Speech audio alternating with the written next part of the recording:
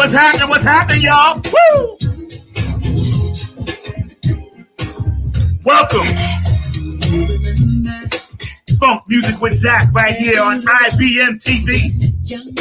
Yeah, we got a real special treat for y'all today. But before we get started, I need everybody out there. Hello. I need you to kind of get your groove on, side to side. Come on. If you're feeling good, clap your hands. Funk Music with Zack. Right here. Woo! Every week, y'all. What's up, New York? How you doing, Heidi?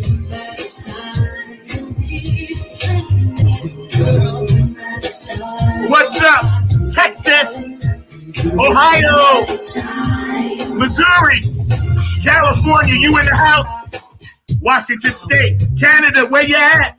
Strong Island, Bayshore, New York, where y'all at? Queens, Georgia, where you at? North Carolina, South Carolina, West Virginia, where you at? Virginia, you in the house, where my people at? Florida, where you at? New Orleans, come on. Australia, across the water. What's up, Carmen? How you doing, Wendy? Germany, you feeling me? Candy Soul Sister, Steady Groove. T-Ville Radio, where you at? Philly Phil, where you at? Keith Jackson, DC. Come on. It's time to get pumped up. Funk Music with Zack. Feeling good today. MPLS, Minneapolis, where you at? Woo! We coming in hot today, y'all. The weather's getting nice.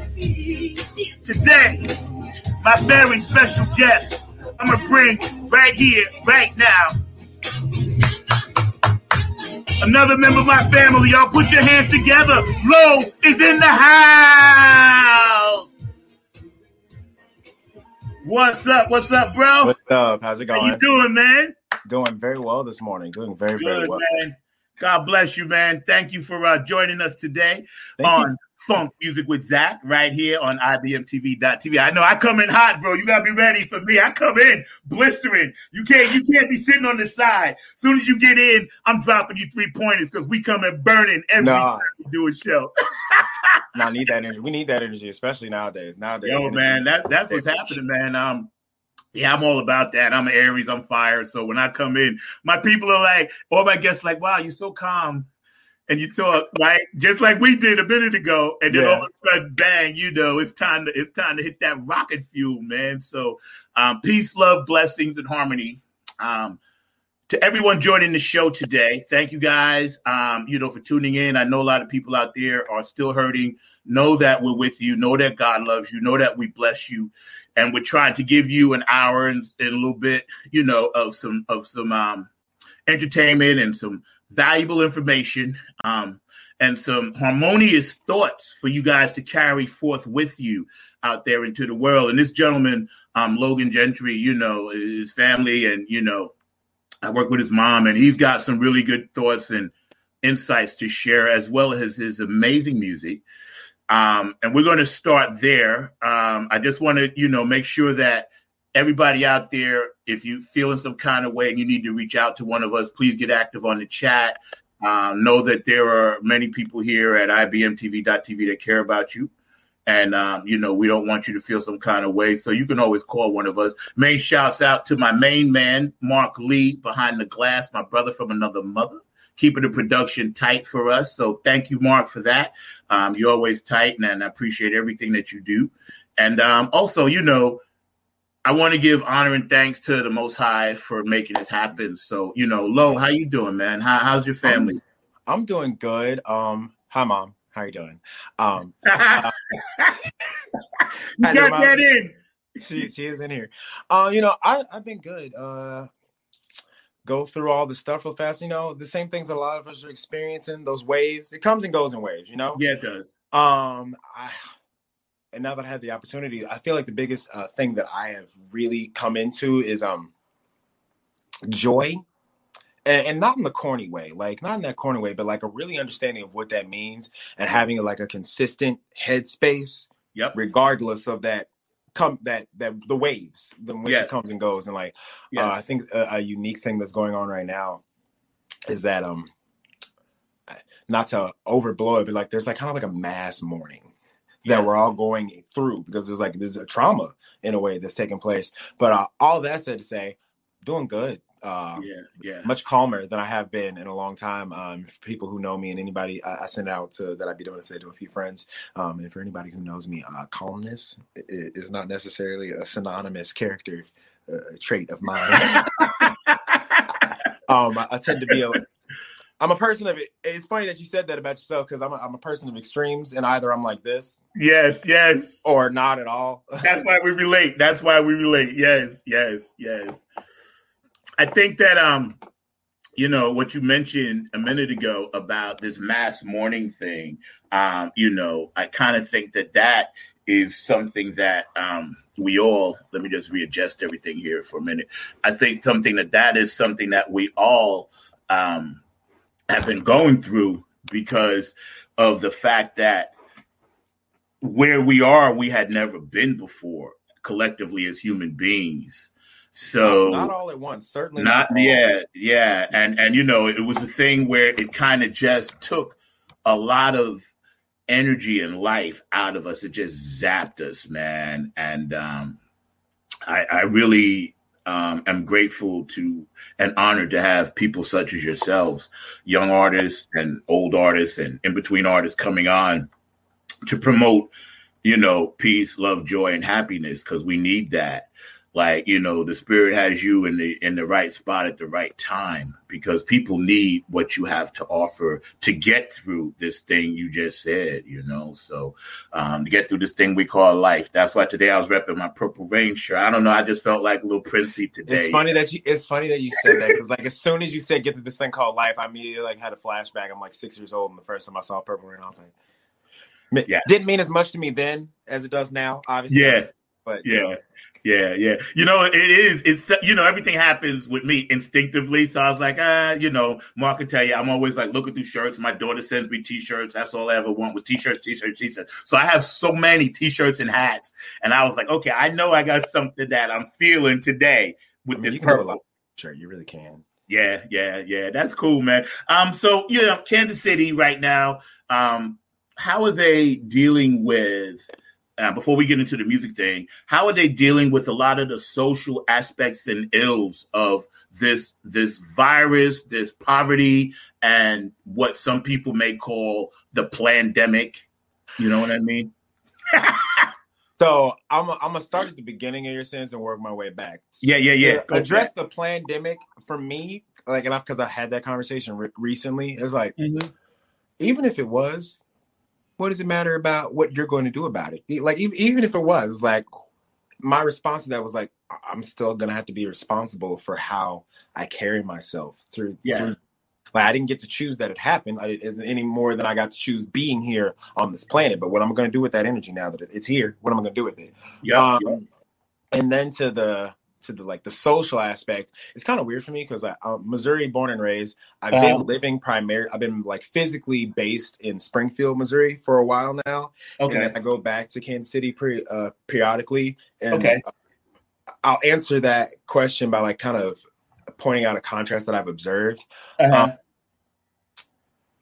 like I stated earlier, I feel like it kind of started off with kind of like this mass mourning situation just everywhere, and even in the Midwest, even in Missouri.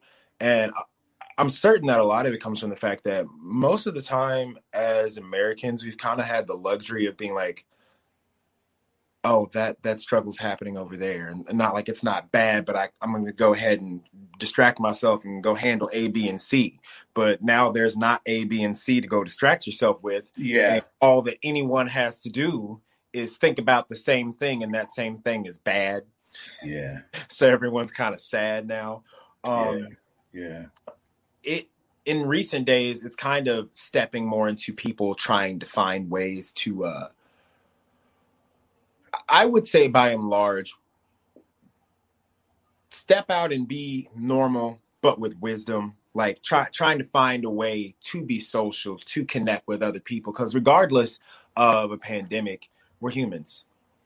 we're set up that way. Like we're not set up to I'm just go hide in the house all day. I was talking about my mom that because we can probably talk about this a little later into it, but like just finding physical venues that are doing their due diligence to do something the right way and with wisdom and with caution, and not because there has to be a middle ground with anything. There has to be a middle ground because you can't just go off into the streets and be reckless, just doing whatever you want, because that's dangerous and crazy. And you can't justifiably just tell a whole planet, country, state, city, people go hide in your house and don't ever leave. Don't leave it. Like that just don't work out for everybody in a good, healthy way. It just don't. Like I know plenty of people who have FaceTime me, called me like, oh, bro, I'm so sad. I don't know what to do. Like, I'm sure you are. You've had you yourself and your own thoughts to hang out with for much longer than you ever planned to.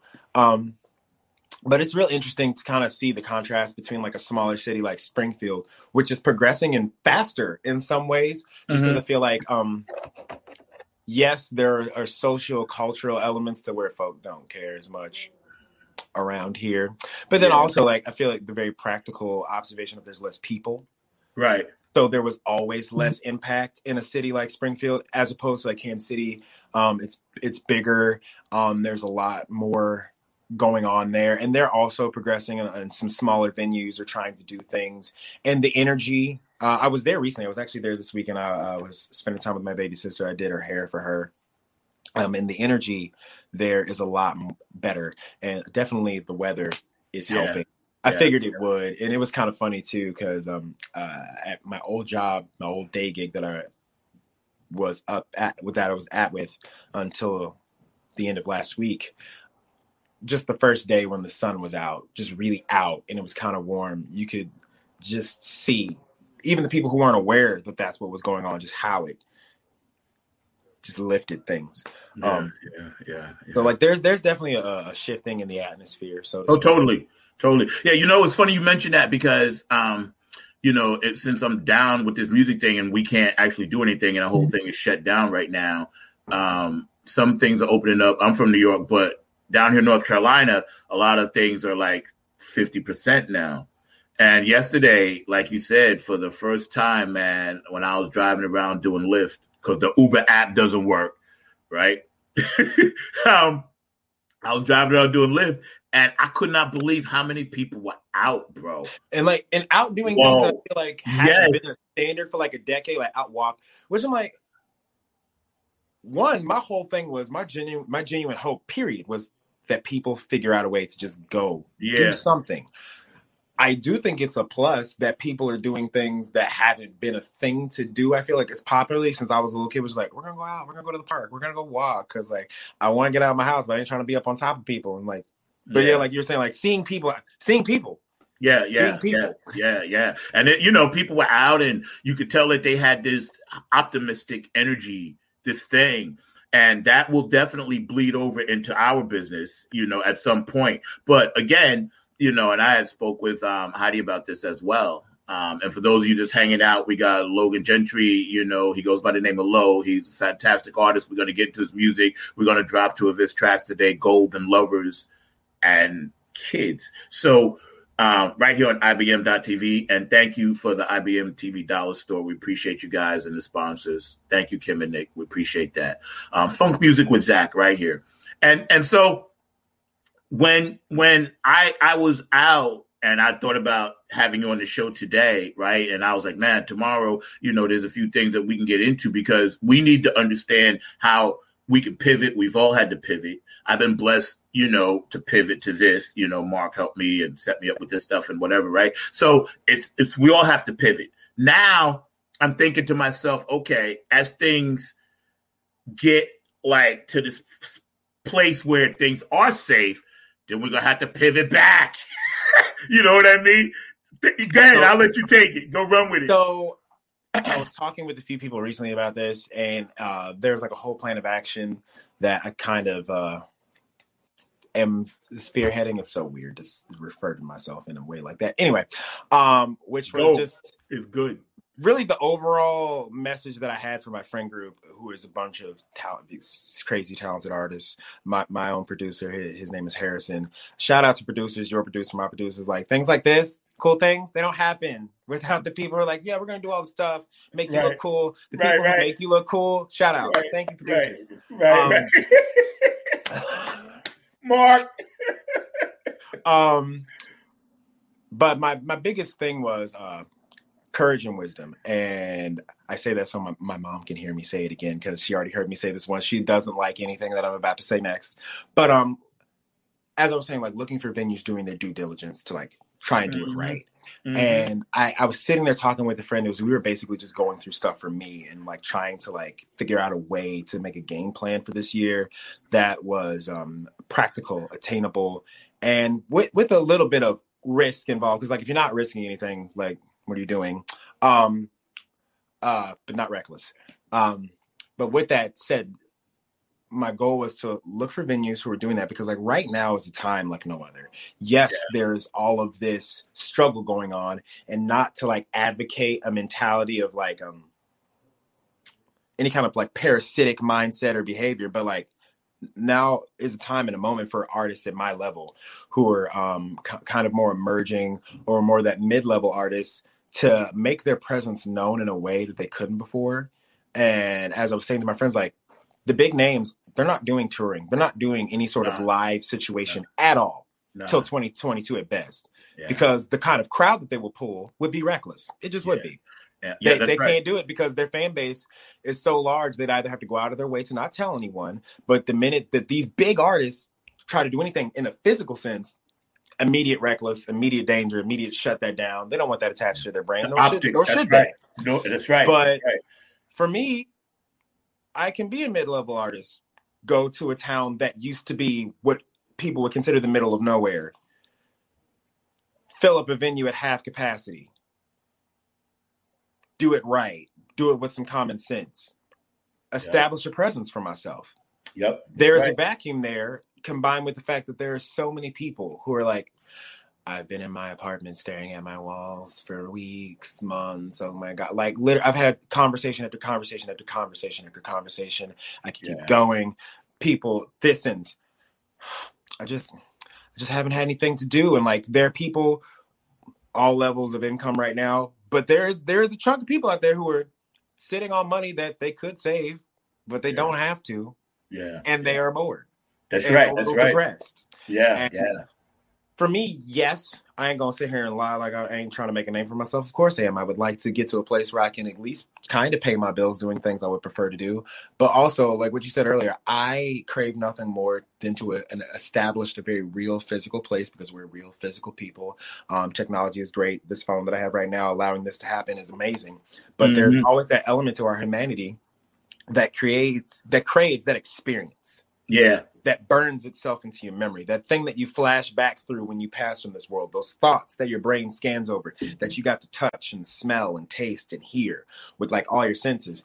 And I'm super about figuring out ways to allow people to experience that joy in their humanity with some safety and some wisdom. And just, it's an amazing thing to be born into the world and have a gift that allows you to stand in a room full of people and just look at them, just be fully bought into an experience. They're not thinking about what bills they have to pay tomorrow, or what's going to be in their fridge, or what assignment they have due, or what deadline they have. They're just there vibing, hopefully chilling, and just it's a weird kind of meditation that I would only, for me, like I go to the gym a lot, but to just be present in your body, fully present in your body, mind not wandering and hyper focused on anything. You're just there. And if I can be in some part of healing in that part of someone's life, you got doctors, you got lawyers, you got therapists, but there's that experiential thing that can only happen as you experience it. And that's an area in this world where I know I can excel at. So I'm, just trying to figure that out. But kudos, man. Bravo. And, touch on a few things that you mentioned. Again, we're hanging out with Lo. He's kind enough to join us, and we appreciate it. We're going to get into some of his music in a second. But right now we're on this philosophical conversation, and we kind of organically let things go on the show sometimes. And I'm going to jump into this real quick and then get into the next thing. But we're put here to do that. At this time and place and space, we are spiritual beings in a physical body. And I always tell people, what you just mentioned is so spot on, because whatever artists do, on stage artists and performers, I'm speaking in specifics, it only happens that one time, even for us. We can go back and duplicate it, but it'll never be the same. It's always going to be evolving and changing. So when you mention that human experience and you grab that, we take that on into the next realm with us. These things we're put here. We're tools. I always say musicians, performers, we're tuning forks. We're instruments of the earth, of the creator. All we're doing is vibrating this information through us, passing it on. I like that. I talk about vibration all the time. Yeah, man. Use it, man. And passing it on to others that you said need to forget about that bill, that that relationship, that car payment. They come to us seeking, please take me away for a few hours. I'm getting goosebumps now. Take me away for a few hours so I cannot explode. So when I do go back and do my thing during the day or night or whatever, I'll have a sense of calm. I can think back when times get hard and I'm a trucker. Yeah, man. I was like, oh, man, yeah, I was at that dope concert, Low, man. He sang this song. And, yeah, I remember. And it kind of does take you right back to that space again. And thank God, artists like yourselves are constantly on the grind, and we appreciate that. So check this out. You dropped a couple of tracks, Gold and Lover's Kiss. But before we get into that, you're into this thing and your kind of mantra, you're a musician creating a new sound with an old soul. So tell me about your old spirit and soul, because I know it's there. I see the smile on your face. I see the joy in your heart, So tell me about that. So I don't when I say that about myself and when I hear that about myself, I almost feel the need to explain that it's not something that I try to put on, because sometimes people try to create this sense of oldness, and me, I'm kind of just always sensitive to it. So the minute I'm in the presence of it, even in the way that I go and get clothes, I love old stuff. But I don't know, I grew up in a musical family. I grew up constantly being exposed to music, constantly being around it. I was born into this world, the kind of human that is just strongly in tune with that. Mm-hmm. So when I hear things, I don't just hear things. I experience it in a way that is just kind of crazy, and it's hard to explain it to people. But when I hear music or when I create music, there's a whole concept of it, and there's just a literal movie going on in my head. Even right now, as I'm thinking and talking about it, I have to spend half my energy to bring it down into a way that is explainable and not have people look at me say, what was that? Right. But Prince, Coltrane, Lauryn Hill, Nat King Cole, Johnny Cash, Johann Sebastian Bach. Yeah. These are all things that I was exposed to, and I've never, ever at any point in my physical presence on this planet found myself to be the kind of person that says, I don't like this genre of music. I'm going to sit here oh, no, that slaps. People are like, what? I'm like, hey, but it's country. I'm like, okay. Did you hear that? Did you hear that guitar lick? Did you hear it? Were you listening? Right. Yeah, or did you stop it? This packaging isn't my brand. I'm like, okay. But you're missing out. Sometimes that cheap bread makes some real good sandwiches. Yeah, it does. That's right. That's all I'm gonna say. So it's kind of just been a natural expression of how I am. I see, I remember at some point it comes out. Yeah. The good thing about that is that organically speaking, from a creative point of view, it's always, I grew up again, well-rounded like you. My dad was a minister, Five Blind Boys, harmonizer for Mahalia Jackson was as steady in my house, as well as going to my sister's house, listening to Motown and the blues. Some of my uncles was into the jazz thing with Miles and Coltrane, so and again, Hee Haw was a big thing in New York on TV. That's how I got exposed to country music by Johnny Cash and, Jerry. My grandfather. Man, that was tight. And Roy Clark, hell of a banjo picking guitar player. Then after that, Lawrence Welk would come on, and I was like, "Oh, this German polka." So we was exposed. But see, one thing that New York always did, which was great, and I know other school districts did this a lot. They always exposed you, especially there, to all types of music. Like we used to do square dances and all kinds of stuff. So music was a thing. Either in New York, you played sports and or you took an instrument. It was mandatory. That's just what everybody in the neighborhood did. So again, I applaud you for being so well-rounded. And I know Heidi, had that background as well. And, where your whole background is influenced by this plethora of sound, art, creativity. And again, it shows up in your music. I listen to some of your songs. They're beautiful. You got a real gift to that, So the 70s, 80s, and 90s, who were some people besides some people that you just mentioned that you were like, okay, I hear what they're doing, so I'm gonna try to take a piece of this because we all steal. I'm just curious. Bee Gees. If I was just gonna name some things off the top of my head, the Bee Gees, great writers, just great writers. The songwriting, the melody, how deep harmonies, how deep is your love? I'm like, oh my god, like I love people. Love Destiny's Child, love Beyonce, but so many times folk want to like blah blah blah. I'm like, pause. Yes.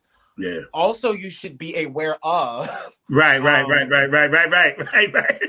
then, into the 80s. 80s is honestly like, I want to say that the 80s is my favorite time period. It's my favorite time period aesthetically. Yeah. Probably musically, late 60s, early 70s is really my favorite time period. But 80s, there was such a transition in what was allowed to be music at that moment. Like, you could do whatever. For me, kind of like starting in the 70s into the 80s, Queen. If somebody was going to ask me what my all-time favorite band was, it would be Queen. Right, and just the extravagance. Yeah. And I'm going to go out here and do what I want. And there are many artists, but in terms of like overall, like I feel like that and being exposed to that when I was like probably like 7, 8, I was like, oh, I can just do what I want. Yeah. That was literally it. That's what I thought. I was like, oh, so you can just do what you want. You can just do what you want. Yeah. Okay, I'm fine with this. Yeah. And then in the 90s, this kind of goes back into Lauryn Hill, but I mentioned her once, but Lauryn Hill. And I kind of named some pretty like foundational things for me just then, especially the Miseducation. I'm so happy for that woman. I for those who are familiar with her history, there are certain I pray for her. It's really she went through some things.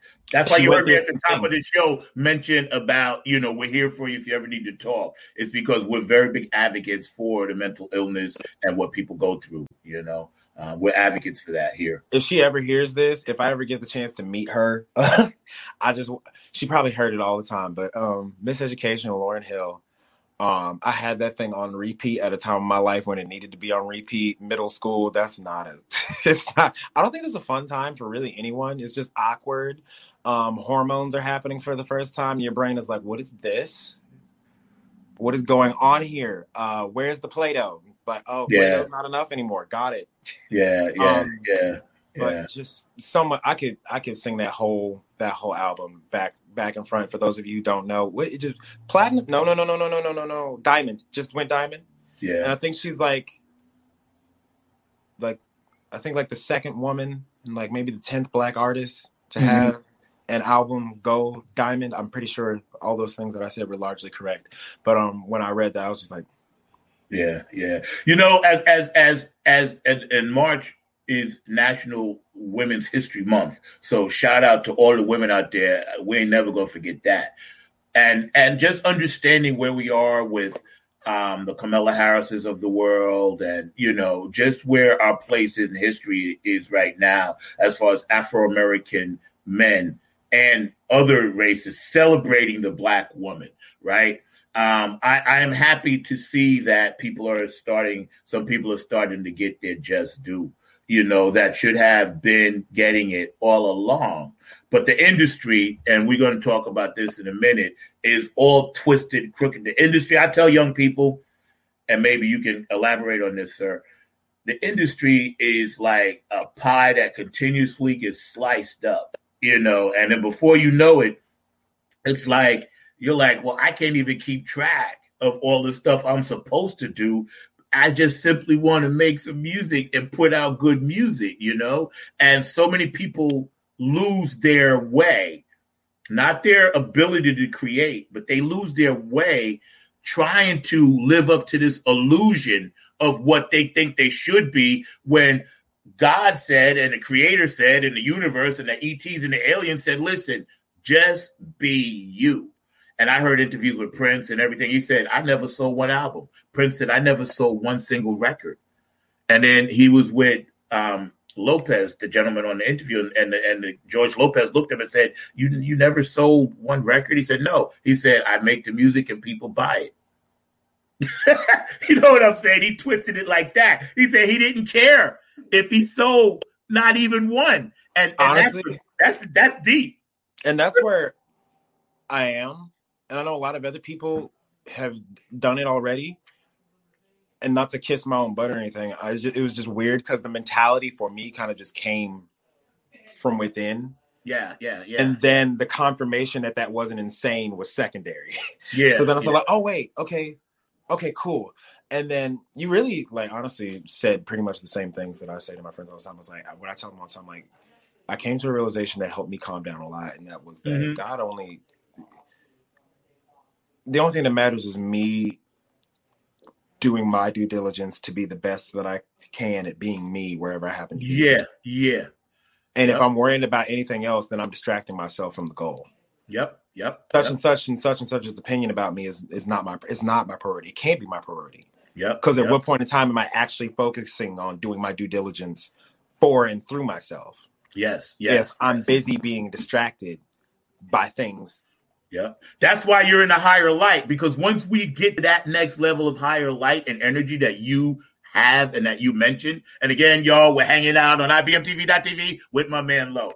Once we get there, it's a piece of cake, because I felt a weight come off my shoulders when I finally did my original funk stuff and I started doing it whatever years ago. I was like, oh, I'm supposed to just do this. I ain't gonna worry about trying to imitate P-Funk. I ain't gonna worry about trying to imitate Cameo. I ain't Michael Jackson. I'm Zack.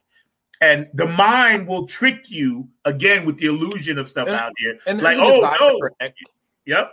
And there's a desire for excellence where that comes from. But it should be about the excellence, not the comparison. Yeah. And when I encounter people, I'm fortunate that I've now reached the place where it's a very natural energy that comes out of me. I react with inspiration instead of envy. Yes. It's not about me being better than that person. It's about, okay, look what they did. Yes. They exemplified excellence. What skill set can I use from that? Can I observe? Can I implement? To further establish my own excellence and not to ruffle any feathers, I compare it to this. I'm like, there are a lot of people out here trying to drive cars, but at least half of them are busy being distracted by what's ever going on their phone. Yeah. So the way in which they're operating that vehicle starts to become poorer and poorer. Counterproductive. Right. Counterproductive. Yes. My car. I'm like, yes. You had one job really, which was to drive the car. Right. And he was doing everything else other than driving the car. You're surrounded by 300 pounds of metal and glass and rubber. You need to get a grip on this. It's like,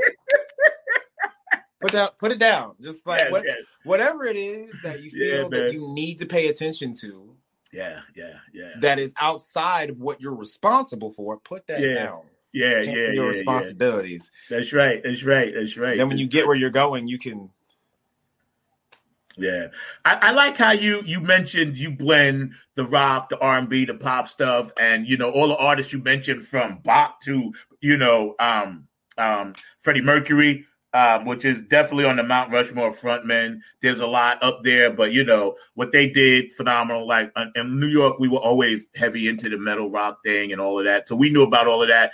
their very first album, before they even got famous, we was into them, because we used to import our stuff from England and listen to all of that stuff before it even got here in America. Like Zeppelin, I had every album they ever made. To the first couple I had before they even got here, because we imported that stuff, right? And because you're such a well-rounded young man and your spirit's in the right place, it seems like, the music that you're getting ready to make, you're going to put out and continue to put out some really genius stuff. And this song, Gold, tell me about that title. I'm going to have my producer, Mark Lee, run this track for a minute. He's going to set that up for us. And, but set that up for us before we listen to that. So the Gold comes off the first EP I've had the privilege of being able to release. Shout out once again to my producer, Harrison. Got your boy sounding cool out here, making me sound like a professional and stuff. The whole album EP is really just kind of like, this is who I am, in a sense. Gold specifically comes from that mindset when you find yourself in struggle. It may be struggle that was created for you. It may be struggle that you created for yourself, but there's struggle. And finding the internal strength, conviction, to be committed, to be willing to double down on whatever it was you said you wanted for yourself, regardless of being potentially completely overwhelmed by struggle. And you've heard it said before that all that glitters isn't gold. Yeah. Mine is kind of a play on that what if it is? What if it is still gold? Like, what if the world is burning down? Everything is terrible, but the things you wanted for yourself are still worth it. They still are. What if it cost you everything? And like, you'll even hear it in the lyrics, but it's like, really, I would almost describe it as reckless determination. I'm like, everything is on fire and burning down. And even still, this is what I said I was going to do. So either I'm going to do it or I'm going to die trying to do it. And sometimes that is not always the best way, but like many times it's what's necessary. It's like, it's the level of determination you need to have for yourself, really. Yeah. That's what it is. It's like, it wasn't even about a specific goal or like, I want a new car or whatever. It was really more so about, if my dream is something that I have for myself and to be my best manifestation, that has to be it. It just has to be. Right. That works. So we're going to run this track. For you guys out there, y'all check it out. Sit back, relax. Shout out to George Dawn, Dr. G. I know the Funk Tiz Ball's coming up. So hello, bro. I got you, man. But check it out. We're hanging out. Funk Music with Zack. StreamYard, we love you. So thank you. This is pretty cool. I like this. All of your dreams are made of gold. Come to the wishing well and give your heart a spell to live a life that's bold. And when you're walking in the cold night and there's no light to find, no one who'll care, no one who'll hold you tight. I dare to play this game like you care. Like lightning's just a flash in the air. Suddenly, the silence holds all your time. The moment breaks as you start to tear. You're always here, but you would rather be there. Suddenly, the silence holds all your time. You try for 20/20 vision. The hindsight is your indecision. You can't get focused, pre-convinced, you're hopeless. Somehow always certain it's the ending, but never so sure when it's beginning. Careful, your contradictions won't become your convictions. All of your dreams are made of gold. Come to the wishing well and give your heart a spell to live a life that's old. And when you're walking in the cold night and there's no light to find, No one who cares, no one who holds you tight. And though it's certain that you'll fall, still you have to give your all. No one else that will if you cannot walk them.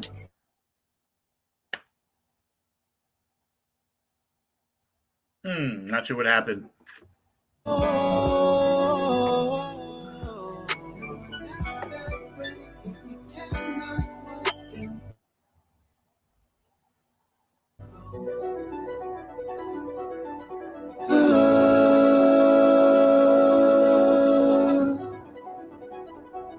No one else that will if you cannot walk them.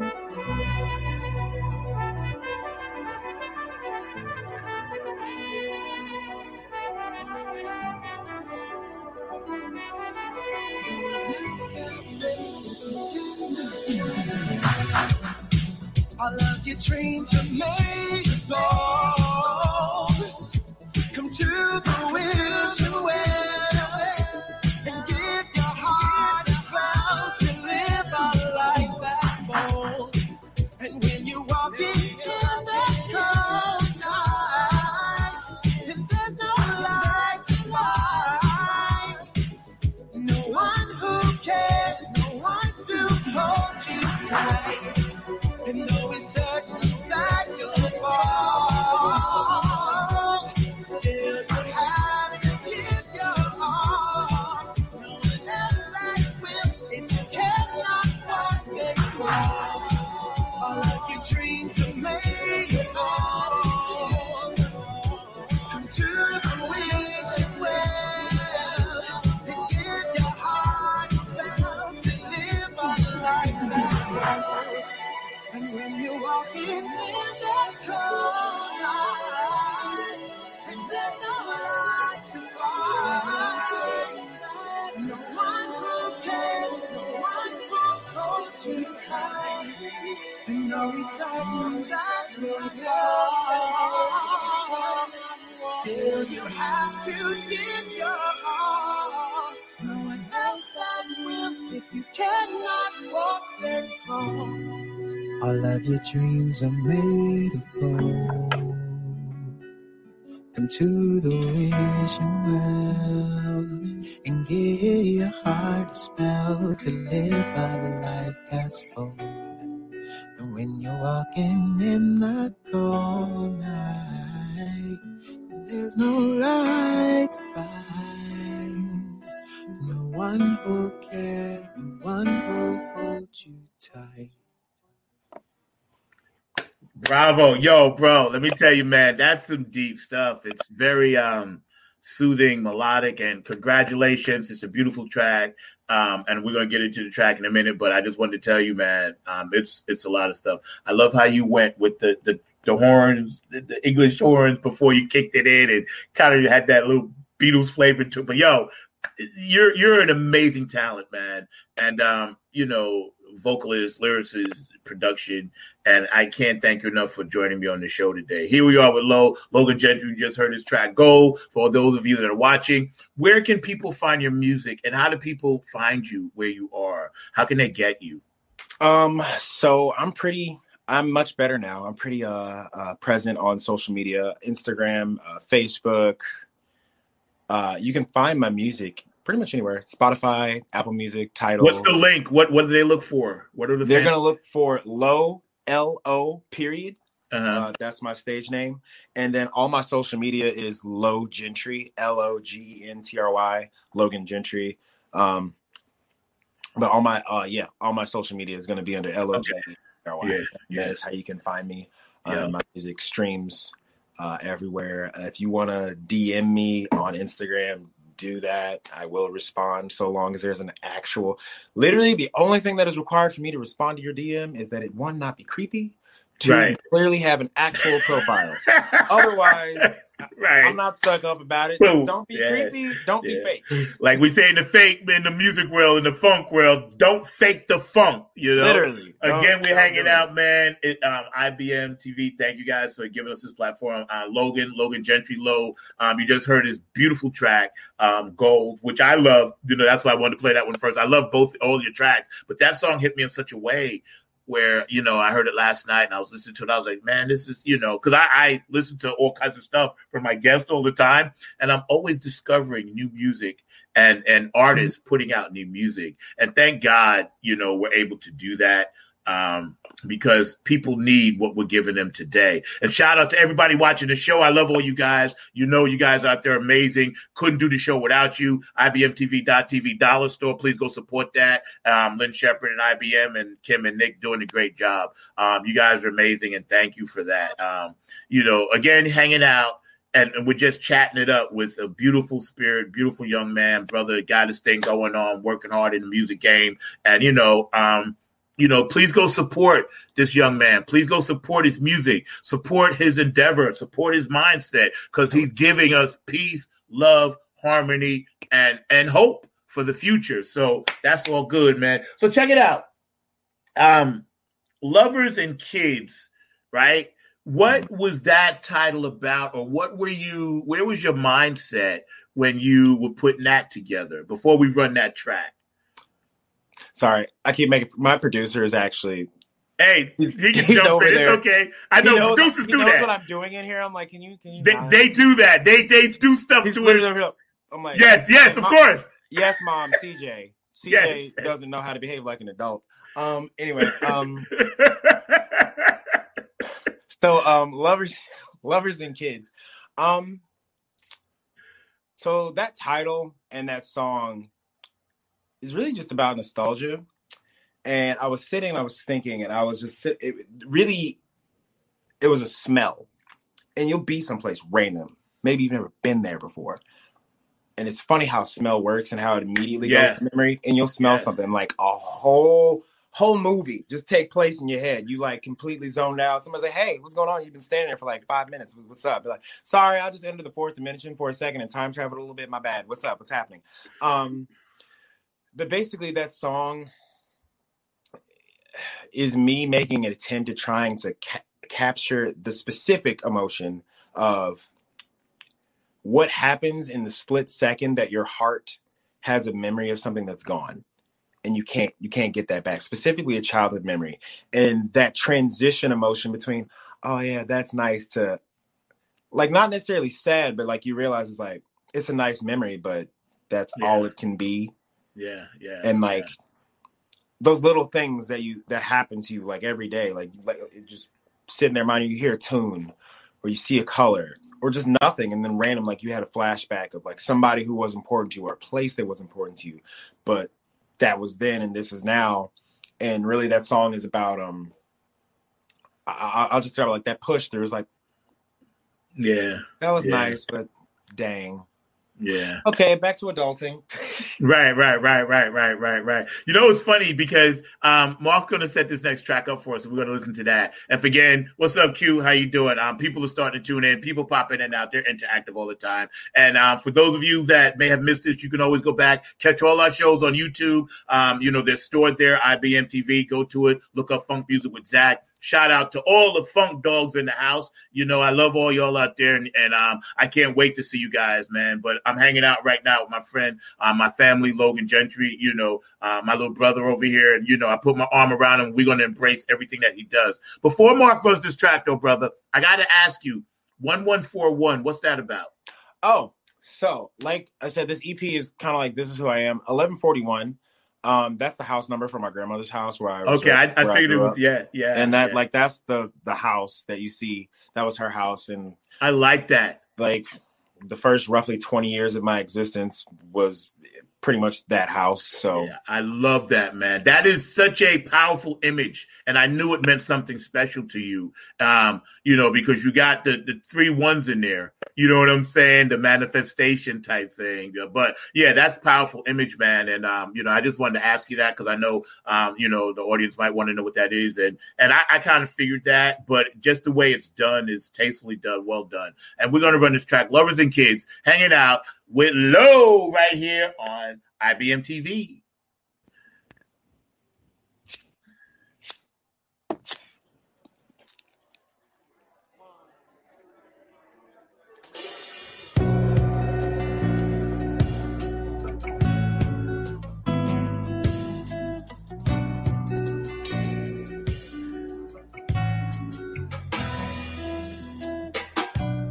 Lovers and kids, these lives, our lives get so entangled. We live like this, our world, our words, our minds, they crumble. We lived in bliss, but now and how do we remember?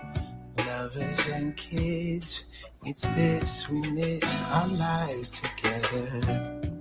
Momentary loss of consciousness. We were lost in thoughts, could not dismiss. All the little things lost with childishness. Oh, momentary loss of consciousness.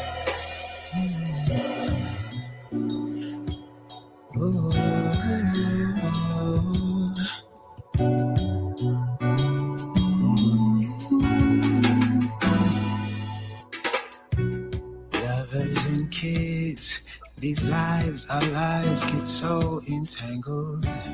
We live like this, our world, our words, our minds, they crumble. We lived in bliss, but now and how do we remember? Lovers and kids, is this we miss our time together? Momentary loss of consciousness. Oh, we were lost in thoughts, could not dismiss. All the little things lost with childishness. Yeah, momentary loss of consciousness. All the lights and all the sounds, every smell, the feeling right now.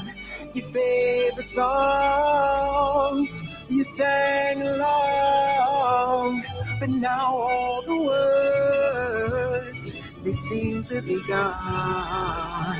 You reach for the stars, they light the sky, but when you fell, you let it all die, just like the dreams that rise you up, just like the stars, just like the stars.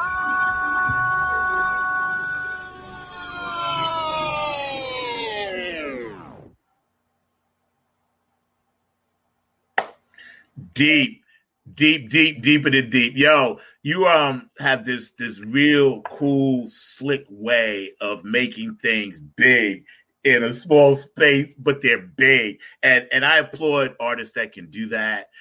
Because it's what you do is truly gifted. Again, that was Lovers and Kids. We're hanging out with Logan Gentry. Look him up. His information's on the bottom. You can find all the stuff. Please go check this brother out. We're going to hang out with him for a little bit more. We got some more questions to ask him. And actually this is part 1. So, we'll definitely make sure you get a part 2, 3, 4, 5, or whatever. Because as we evolve, things evolve, the show evolves, ideas and thoughts evolve. I always bring artists back because I want to constantly stay in the flow of what you're doing. And you're an amazing talent. And, it's nice to sit and chat on a Sunday morning around the world. And this goes to Dubai, it's in Germany, it's all over the place. Over there, it's nighttime. So for those of you in Dubai, Ankit, how you doing? I know y'all are checking this brother out. Play his music. Go get it. The information's right there. Support the middle artist, because now we're the artists that everybody's going to come see Remember, you ain't going to see Madonna. You got to come see us now. You know what I'm saying? She's not going on tour right now. Nah, they ain't doing that. So you know what? This is out there. And let me ask you something. With the amount of cut through and BS, that we all have to go through in this business, man, what advice do you have for a lot of young people that want to do something, have a voice, but are afraid to step outside the box? One, without sounding cliche, do it. Literally just do it. Whatever excuse you're giving yourself, stop. Just do it. Just do it. Just do it. Just do it. I used to be one of those people. I still am one of those people who want to feel the need to agonize every angle and detail. But at the end of the day, there are a lot of things that aren't your business. They're not going to be your business. So just do it. How to do that? Stay in your lane and keep other people in theirs. Yeah. My aunt said it in a way that was a little better, but she was like, recognize what lane people are capable of driving in and keep them there. You can only be mad at somebody if you put them in a lane that they weren't supposed to be in your life, that they weren't up to par to operate in. And when I say stay in your lane and keep other people in theirs, that means like have a fully honest understanding of what it is you excel at. Yeah. Secondary, have a fully honest understanding of what it is you may not excel at purely because you didn't try. Yeah. Excel. Unapologetically excel. Yeah. Pretending to be bad at things is not humility. It might make you more likable for a season, but it's disingenuous. Stay in your lane. Excel. Yeah. As you do that, people who are able to operate at your level will appear. The ones who can't, even if you love them, sometimes not everybody is right for every room. That's right. Some people need to sit and wait and like, hey, I'll be right back. Yeah. Like, yeah. If I was gonna say like whatever it is you want to do, just do it. Just actually try to really do it. Like double down, full on. Right. Yes. Because there are a lot of people who are gonna get to the end, even just the middle of their life, and realize like the things that they aren't getting, the things that they don't have at the end of the day is because you didn't really try to do it. You didn't reach for it. You stuck your toe in there a little bit. And you're like, oh, that's cold. Right. Okay. Didn't reach for it. Yeah. But what you want is there. Like, so if you actually tried and actually failed, okay. But that was because you actually failed. Yeah. Not because, and for me, it kind of came out of this mindset of struggle's going to happen. Pick your struggle. Pick your struggle. Do you want to struggle because you were a scaredy cat and didn't try? Or do you want to struggle because you tried and you failed? Or do you want to struggle because you tried and you succeeded and you still have to keep struggling to keep it successful? I mean, like, there's going to be a struggle somewhere. Pick a struggle. Yeah. It's so honest and genuine, and I am so overjoyed because of what you're saying. Because too many times, and I got two daughters. One is 12, she'll be 13 in a couple of weeks. Hi, Maya. My other daughter is 16, she'll be 17 in May, right?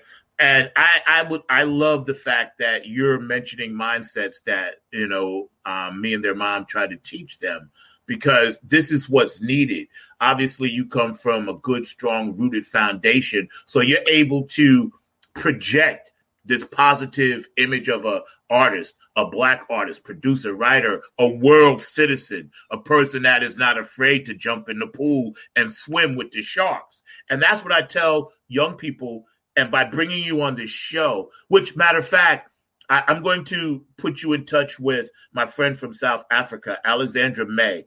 Not for a side note, but I just want to say this while it's on my mind, because I think you would be a great guest on her show. She's known as the Taylor Swift of South Africa. She's got a whole network set up over there. And listening to your music, I know it would be a hit over there. I know she would accept you graciously and interview on the show. So I'm going to put you two guys together, because as I bring people on, I'm always thinking, what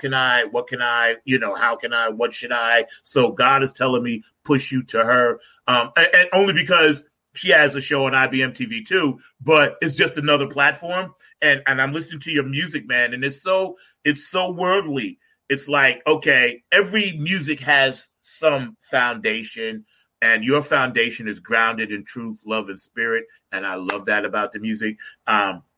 Yeah, so I'm gonna put you in touch with her, man, because I think it would be an awesome show. You know, she has this thing, Alexandra's Music Cafe. Hi, Alexandra, and it's on a Sunday, and it's always after my show, a couple hours or whatever. But usually, my producer Mark is scratching at the glass, banging my head like your friend was making fun of you. Mark always wants to jump on and ask a question, so this is usually the time in the show I ask Mark to come on.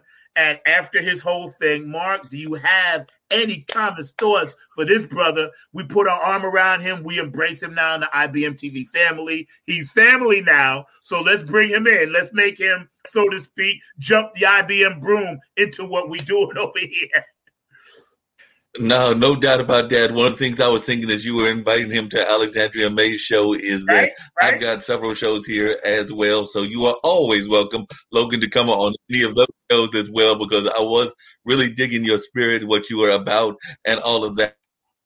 So my shows are on Mondays and Wednesdays, in addition to producing Zack show here on Sunday and doing the roundtable. But definitely, you know that you are always welcome to be on that. But two of the things that you said on your interview with Zack really hit home to me and everything. One was your connection to the ancestors, your connection to your grandmother, and the way that you used that picture in the cover and all of that, because that definitely really struck a chord with me, because my grandmother's house is still in our family history. My dad actually lives in that house right now. My grandmother passed away back in the 80s, but dad has lived in there ever since the early 80s, and we probably had it about 50 or so years and all of that. And the same with my grandmother on my mother's side. That house is actually being occupied, I think, by one of the cousins or one of the aunts. So just seeing that connection that you have to the ancestors is something that really resonates with me, because as Zack will tell you, I try to stay in touch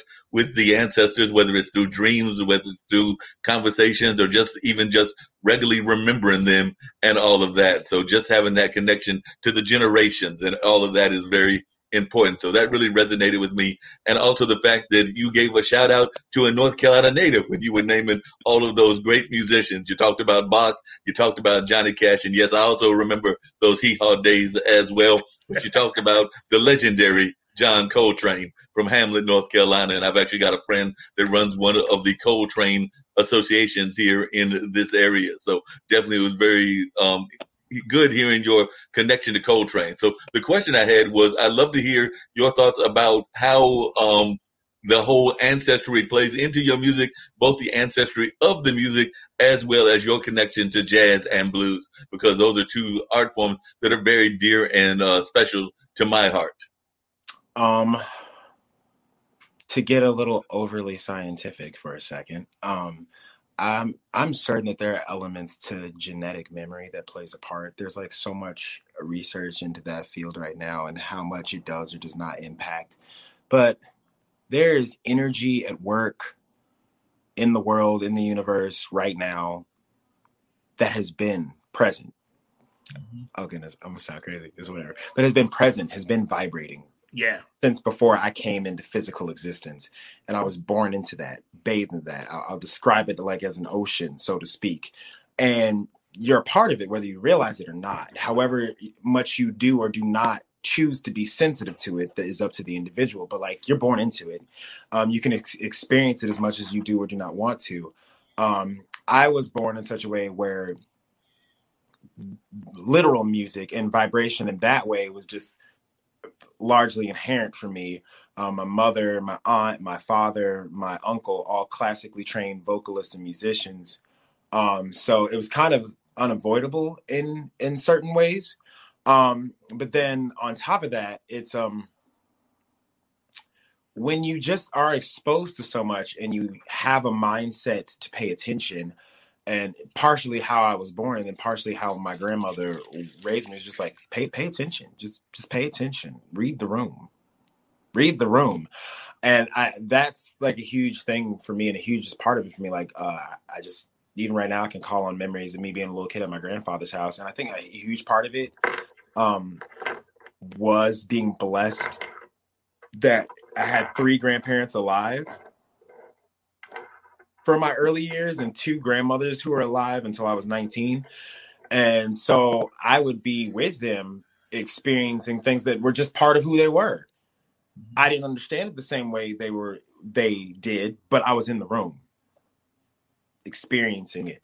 I would hear jazz music, Dizzy Gillespie playing on an old school record player, having no concept of what it was I was being soaked in. I would be at my grandfather's house watching old movies that he liked, and he liked Johnny Cash and Westerns and the elements that come from that. Not, once again, over my head, but like absorbing that.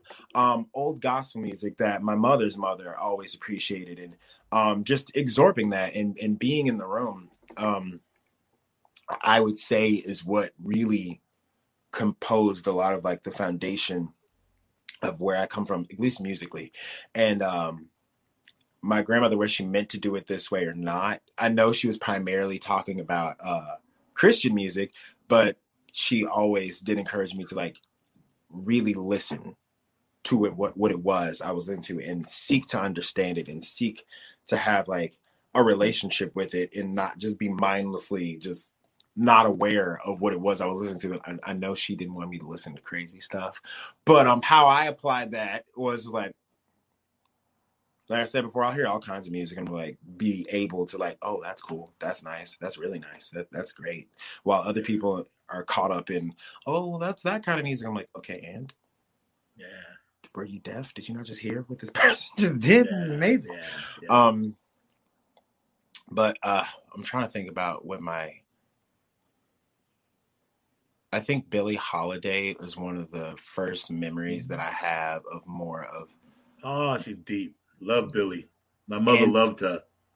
For me, I'll say Billie Holiday and I'll say Nat King Cole, because even though they sang, their musicianship was more their skill set than their actual singing for either of them.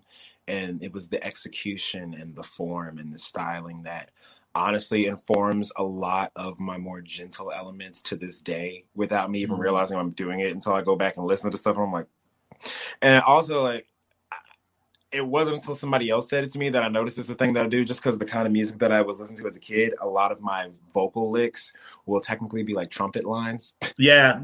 But it's how I hear it in my head. Yeah. And ever since they told me that, like sometimes I'll do stuff, I'm like, that is a hard. You know what I wanted to ask you?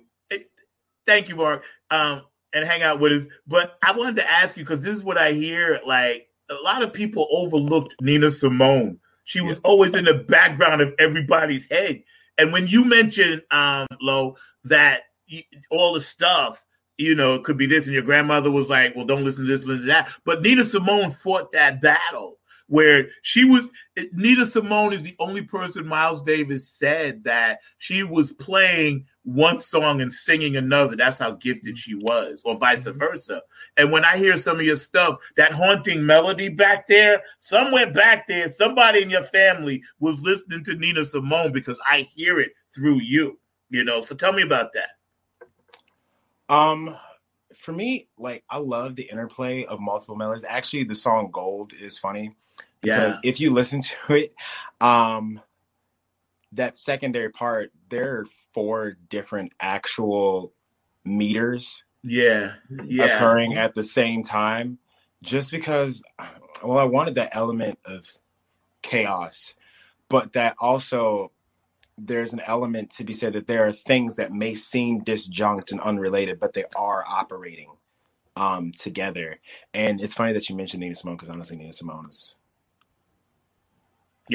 one of Nina Simone. Yeah, she's Nina Simone. Once again, just like for execution, just like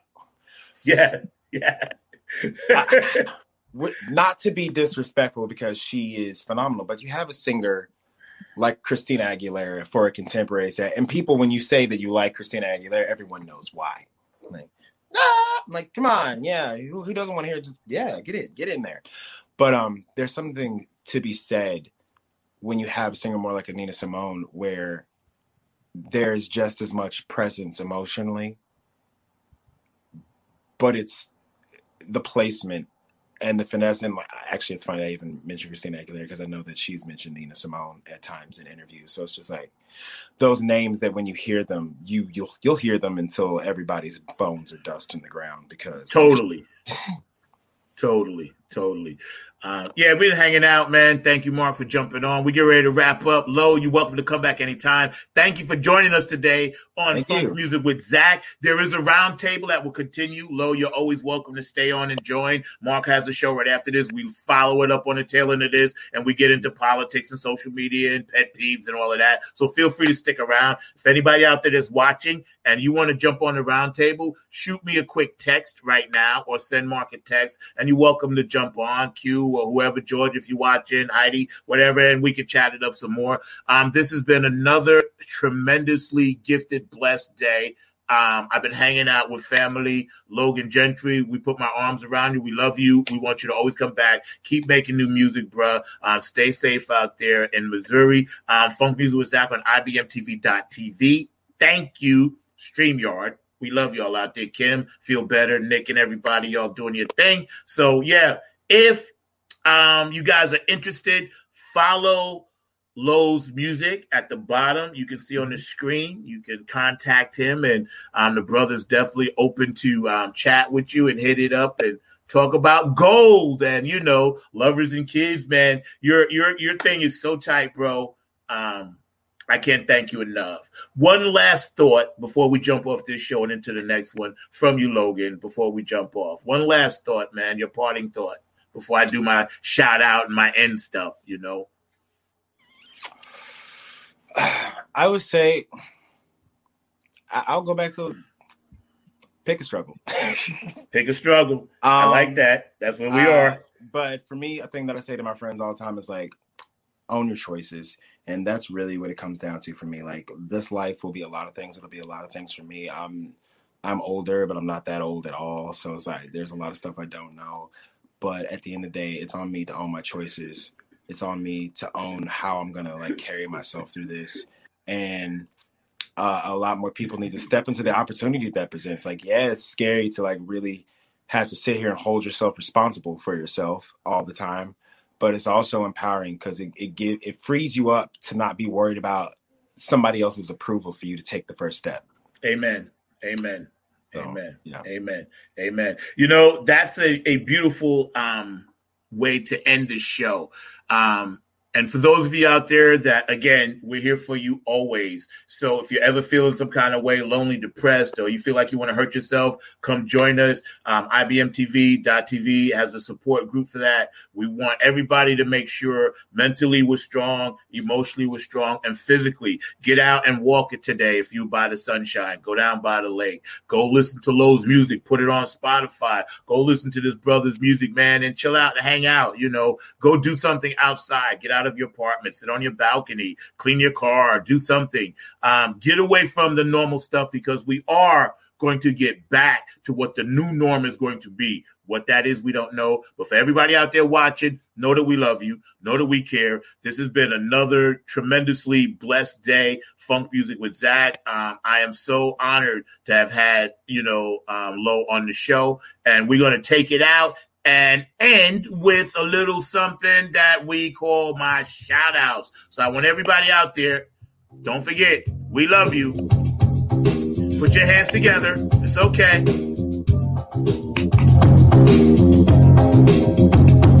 Ohio. Missouri, where you at? New York City. India, Dubai, Germany. Strong Island, California, West Coast, down in Texas, Houston, where you at? Hi, Brenda in Ohio, Bootsy, Patty, we love you. DC, Funk City, capital of the world, we love you with the go-go. Georgia, where you at? I see you, Tennessee. You're the only 10 I see. I hear you. Come on, Minneapolis. Woo! MPLS. Prince is in the house. What's up, Vanessa? How you doing, Herman? What's up, Heidi? Where you at? Alaska, Canada. You out there? I know you out there, Australia. I see you, mate. I love you over there. How you doing, Carmen? Hi, Wendy. Germany. Tanny, Steady Groove. I love y'all. Woo! Louisiana. Dr. Tawana Anthony, I know you down there boogieing. I see you. We love everybody out there. This has been another great episode of Funk Music with Zack on IBM.TV. My host today was Logan Gentry. Y'all go check out his music, and I'll see y'all on the other side. I'm your host, number 9. I'm out.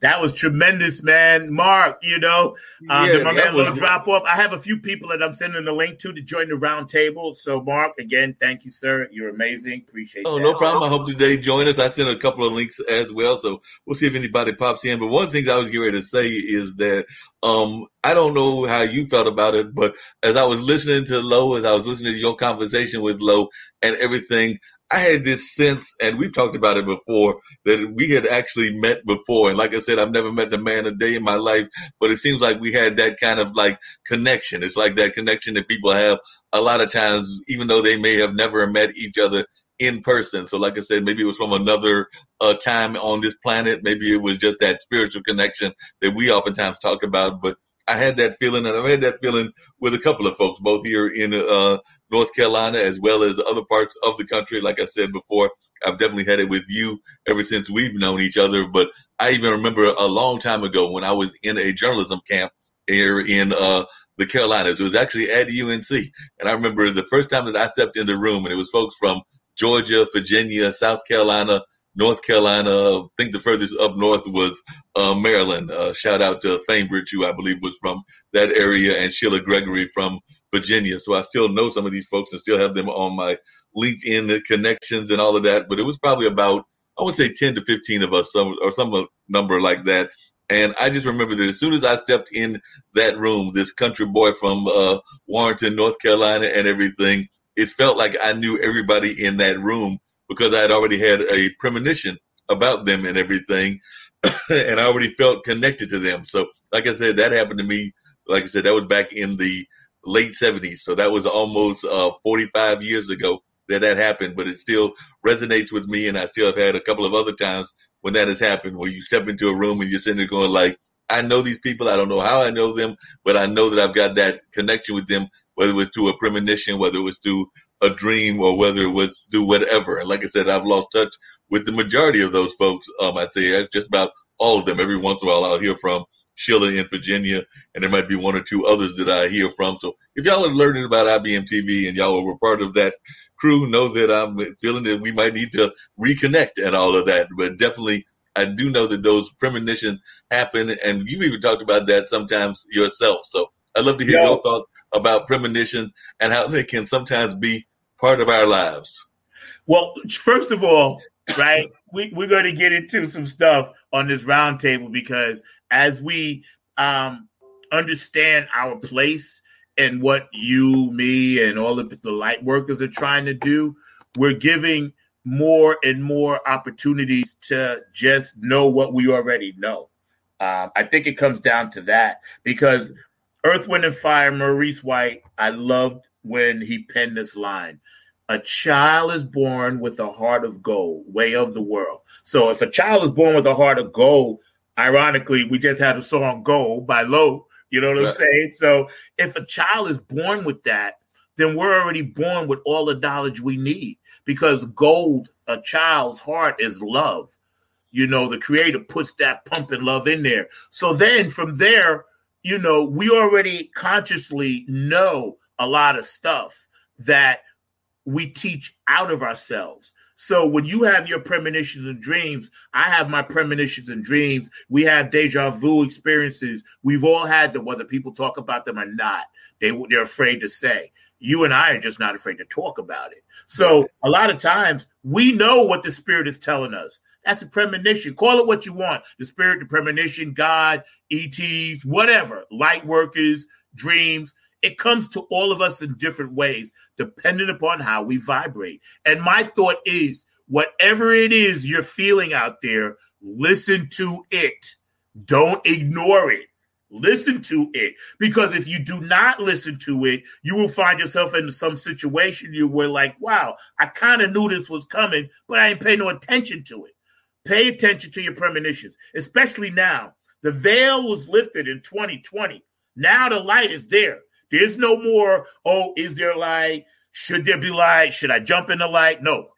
It's either you are or you're not. We're at that point now. It's go time. We're in the fourth quarter of this thing. You know, it's go time. Whatever you were saving, like Logentry said, you know, like, don't wait. Go, do, be, act, think, do, react. You know, I agree. And speaking of going and reacting, we've got the privilege of having like a family connection because we just met the son and now the mom has jumped in as well. So glad to have you here. I was totally impressed. Like I was telling Zack, by your son, he was just an amazing gentleman and all of that. Yes. But what do you have to say to Zack about this? She's beaming. Only a mom can beam like that about a child. Definitely beaming and all of that. So I know you were watching. I saw the comments that you were making as well. Your son did a great job, but I love to hear. I was hoping he would stick around, but I know he's got church service and everything. So he's got to go and do the work in the church and all of that. But definitely, what was your thoughts as to how he did? And also kind of what Zack just talked about the fact that we're in this age where we need to be in tune with our dreams and in tune with our thought patterns and everything, because I agree with Zack that this is an era where a lot of times we're not paying enough attention to what's being told to us via our dreams, via Mother Nature, via a number of things. But I'd love to hear your thoughts both about your son, but also about what Zack just said. I watched the interview with Logan, and I have to say I'm really, really proud of him. He has come full circle as a human being, as a musician, singer, songwriter, artist. His music definitely has the influence of our family because two of the promo ads that he did for the new CD, one has my picture, my senior class picture when I was 16. I'm like, oh my Lord. And he did that. And then the second ad for the pre-release was my mom. And then the house, basically, I moved back in with my mom 2 years after I had Logan. So Logan grew up in that house from 1991. And then I moved out of there when I got married and his sister was born. And, when I got my divorce, my son and my daughter and our dog Stubby went back to my mother and was there until Logan left for college. And, and that's when he went to Springfield. That house was in our family for almost 30 years. And so a lot of music happened in that house. Low Key was in that house. Tech Nine lived with us. So we always had artists and musicians practicing there. I managed my first girls group from that house. Skinhorn Artist Management's first office was in that house. His aunts, my mother's baby sisters, are musicians and singers. My cousins are musicians and singers. When I was young, I would sing with my cousins, and my mother and her sister would take us on the road. We were a gospel act. And I did that from age 7, oh Lord, until I was 23. And then I was singing backup recently for several years. So Logan would come to the shows that I did as a backup singer. And by that time, he was doing his thing and traveling with the group Heart Song when he was at Evangel University. So we have generations of musical people in my family, especially on my mother's side of the family and his dad's side of the family. His dad plays the organ and is a singer. His uncle Pierre moved to California, did a lot of backup work with a lot of artists on the jazz side. His grandma Margaret, singer and played piano. So he comes from a very rich background and history for generations of musicians and singers and songwriters in our family. So he had a good foundation. So him being in the business, I'm not surprised at all. At all. He's just following in the footsteps. Yo, let me tell you something, Heidi. I had heard the music anyway, but I, and obviously, you do stuff for us, and we appreciate all your hard work, all you do. You're such a detailed, orientated, spiritual woman, and that's why I like that you're with us too, because I know I can close my eyes at night, and if you're on something for us, I don't have to worry about it. Oh, and no. And your son has that same gift that you've passed on to him, and his awareness, I guess, is the word of the whole thing, not just this thing, but the whole thing. I know comes from you, because that's how, when I met you, that's why I was attracted to your business ethic, because your awareness. You and I met once. We talked on the phone for like an hour, and then it was done. Because I said, wow, she's aware of the whole thing. And I think as his music and what you do and all of us together, we can kind of bring more happiness than people are expecting. I don't think people expect what we're about to give them simply because they haven't been getting it. Right. And I think they're going to be pleasantly surprised that, wow, these artists are sharp. They're on their game. They're putting out new music despite what happened. Because just because their thing shut down, our thing did not. We just pivoted. And kudos to Lo, because he pivoted in a beautiful manifestation way of peace and love. And that's why, let me tell you, I got goosebumps listening to Gold last night, because that song really touched me in a place. It really did. It touched me. I have a snippet of it on my cell phone.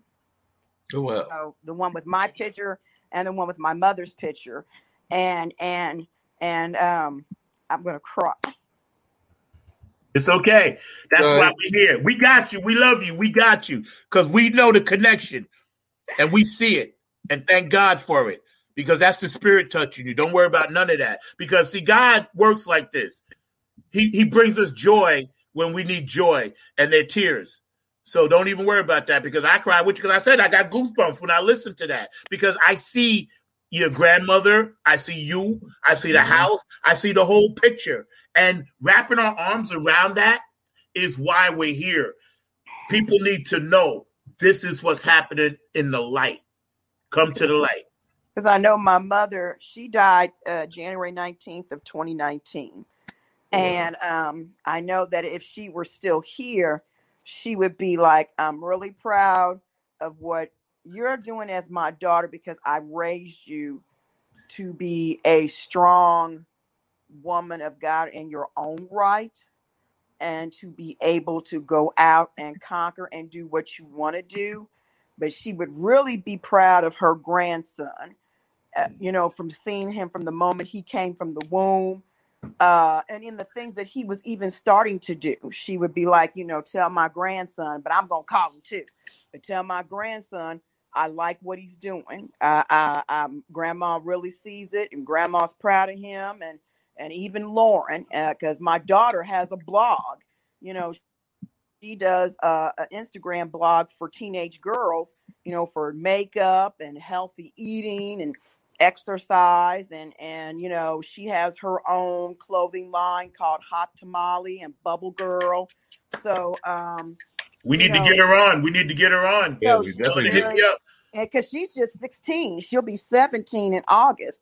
So, and he was in Kansas City to do her hair, getting that balayage, because Lauren's just creativity. I mean, Lauren will Lauren does cloth painting. She's done jeans and shoes and shirts for people and her own design. So I'm really blessed and fortunate as a parent to see my kids. You know, it's a part of me and a part of my history and my family, but how they've taken that history and what they've grown up with and making it into Low and making it into Lauren, who calls herself Lay. And it's so funny. I call my kids when I talk to them both. I'm like, hey, Low Lay. Hey, Low. What y'all doing right now? So, having those video chats and things like that. So even my niece, Jelani, she won the 2013 Louis Armstrong Award for Best Jazz Drummer. I saw that. Yeah, I saw that. Yeah. Wow. So it sounds like they have some amazing talent, these young folks. We might have to do a whole show just with the young folks. I know I can bring in my nephews, and I'm sure that even Zack can bring in his folks as well, and just have a show right here on our roundtable with the young folks teaching us, because I think a lot of times they can teach us a lot. Right, and they have got a lot of insight. When we were young, we would get mad. We're like, Grandma, Dad, Mom, listen to us. We got a lot to say. And so now as we are in our, 50s and 60s, because I'm 56, I ask my kids their opinion. Okay, what do y'all think about the stimulus? What do you all think about Donald Trump? What do you all think about the George Floyd situation? What do you just think about over policing of people of color in general? And there are a lot of young folk, I say between the age of 15 to 35, who have a lot of insight, more than what we give them credit for, and have a lot of intelligence. And like I said before, Martin Luther King was 24 when he got started. Jesse Jackson was in his 20s when he got started. John Lewis was in college, was a teenager when he got started. Those people who were a part of the Afeni Shakur, she was 24, in 1971 when she got started, but she had been doing stuff in the movement with the Black Panthers in her teens. So, I mean, and while, we come full circle as we've gotten older, a lot of things have gotten started by the young. Nelson Mandela, people think that he only started getting hip in his 70s. No. He was doing stuff for a long, long time. So, if people really look and educate themselves and be open to what's out there, a lot of what we see, what people call, that's old now, it got started when they were young. So we got to stop counting our young folk out. And I mean, granted, you got some folk out there who ain't got a lick of sense, but that's home training, or the lack thereof. That doesn't mean that they lack intelligence, because intelligence and knowledge is not the same thing. And people need to realize that. Dr. Brookenstein says you look great. So say hi, David. David said that he could not believe the age that you just quoted and everything. So he's ready to make you much younger. And I was about to say the same thing. I'm agreeing with him and everything. So definitely doing a great job. I'll be 57 September 23rd. Same. Wow. Same. So do not look at it at all. Thank you. I did have in terms of business and everything, how is the company coming in terms of like going forward with new gigs, and also in terms of like being safety with your artists? Because I said I know you have a few artists. Definitely Zack is one of them, and definitely I imagine you also are doing some of the management for your son and all. But how are you handling the safety as we're getting out, hopefully into getting some sort of herd immunity, and we'll have more people going out, but it won't be full houses. I know even at the Carolina Theater where I work, it won't be a full house.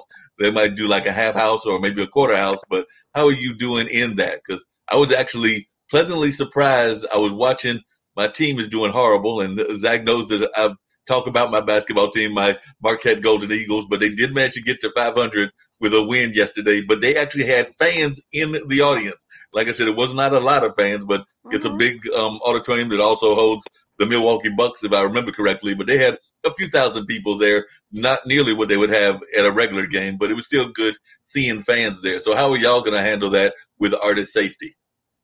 I have told, because Logan and I had a big old argument about this, and I was like, let me tell you, son, because, I mean, you got a publicist, and you and mom are talking about booking you, and when that time is ready.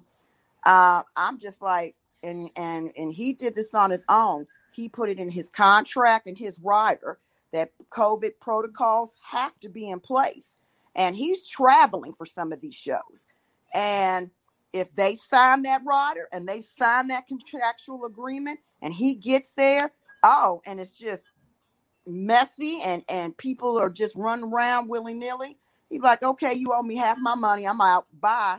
Because at the end of the day, I understand the craft and wanting to be successful. I don't care if it's music or whatever you're trying to be successful at. You still have to do it with common sense and safety. And we've got these variants. Only not even 10% of the country has been vaccinated yet. And you've got Mississippi and a couple of other states that are, going to 100% full opening with no mask mandates at all. And I'm like, what are you doing? I mean, what are you doing? I don't understand that. So I've told my artists, and it depends on the size of the venue that we're talking about. These are the things that I suggest you put in place as your booking agent. And if you know that they're not practicing protocol and they're not being safe, if you still want to play the venue, okay, I'll see about booking you there. But then I'm going to put an amendment in my contract that you go to this venue knowing full well that they do not have COVID protocols in place. And then you do you, because that's why I'm an LLC, to protect myself legally, so that we know that if I book you there and something happens, you get COVID, or one of your band members gets COVID, or somebody on your team gets COVID, don't come back looking here. Yeah. Because you're right. You wanted to do that. Yeah. That makes a lot of sense. I was just going to pivot just a little bit, but I was also wondering, Heidi, what you thought about the fact that we had a major person that got a lot of accolades and did a lot of things going on in society when she did the poem and everything. But then she recently got tailed by a security guard and while she's walking home. And I was just wondering your thoughts about this, because like I said, this is a young woman who's 22 and was tailed by a security guard recently, like in the last day or two, because they thought that she looked suspicious. This is a woman that has actually been, did that wonderful poem at the inauguration, but the security guard apparently tailed her because they thought that she looked suspicious. And as a matter of fact, what she says is a security guard tailed me on my walk home tonight. He demanded if I lived there because you look suspicious. I showed my keys and buzzed myself into my building. He left with no apology. So I think this happened like within the last day or two. And she said, this is the reality of Black girls. One day you're called an icon, the next day a threat. Later on Twitter, she added, in a sense, he was right. I am a threat to injustice, to inequality, to ignorance. Anyone who speaks the truth and walks with hope is an obvious and fatal danger to the powers that be. A threat and proud. I totally agree with that. And the scary thing is the conversation I had with my son at age 10, about racial profiling and what's going to happen, not if, when it's going to happen, how you conduct yourself. Yes, sir. No, sir. If it's a female police officer, yes, ma'am. No, ma'am. Your hands on the wheel. If they ask for your insurance, you say, officer, my insurance is in the glove compartment. May I go get it? And while I know that's demeaning because police officers are paid through taxpayers' money and government grants and mandates, so technically any police officer in any city where I pay taxes is employed by me, and I am in essence your boss, and there should be a professional, respectful relationship between the two, but it's not. I had that conversation with Lauren. And, I'm like, you're a pretty girl. You're an intelligent girl. You have a 3.5 GPA. You take honors classes. You're in color guard. You have your own blog. But that police officer doesn't know that. Yeah. You know what I was going to add to that too, because the powers that be, the powers over the powers that we normally see, the people on the top. This young lady is such a threat, like she said. But was that accidental following her home, or were they sending a message to her? That's my theory. See, I don't think things like that are by accident.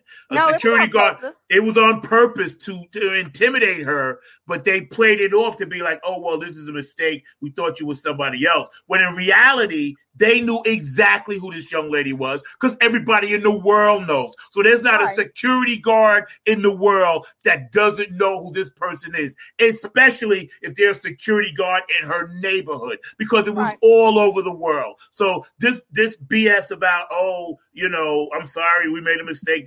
No. I ain't buying that.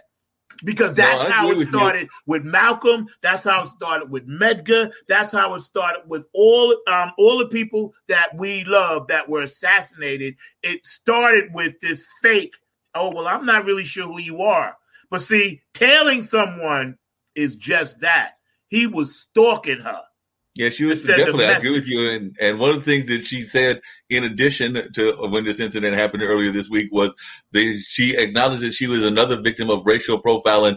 The incident, she added, was evidence of a contradictory society that can celebrate a black girl poet and also pepper spray a 9-year-old, recalling how the police arrested an African-American child in Rochester, New York last month. And actually, just yesterday, I was watching because we had a film festival. And of course, the film festivals have gone virtual now as well. I think we were talking about that the last time you were on, Heidi. And two of the film festivals that I've been involved in were Nevermore at the Carolina Theater, which is about horror and fantasy and things of that nature, but also the Hayti Heritage Film Festival. And they actually showed a film that's got a title that we used to go by in terms of the names that we use. So the name of the film, and I'm just saying the name because that's the name of the film, is Negroes.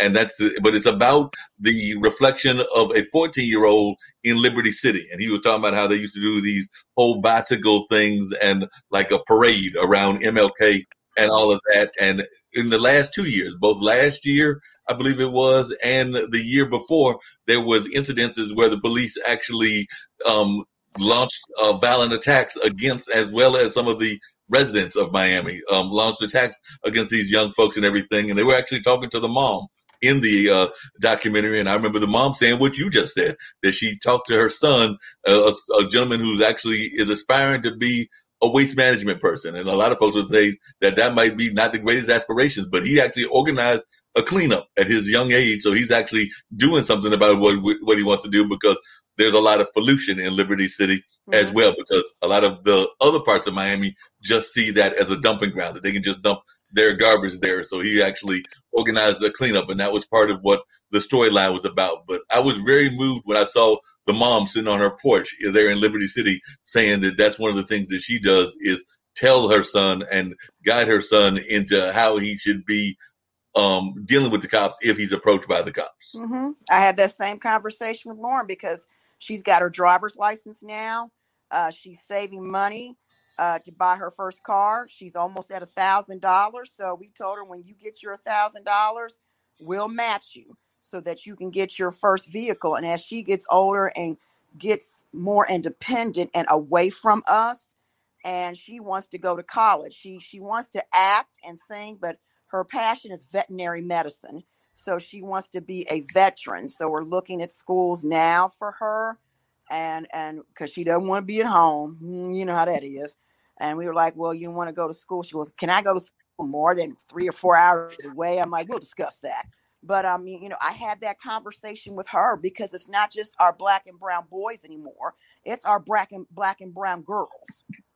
They are a threat now. And I mean, and when you think about it, when you look at history, there's always been a culpability of people disrespecting and raping and demeaning and deminimizing black and brown women, and whether it's from our own men or whatever. And I don't understand that regardless, because we give birth to you all.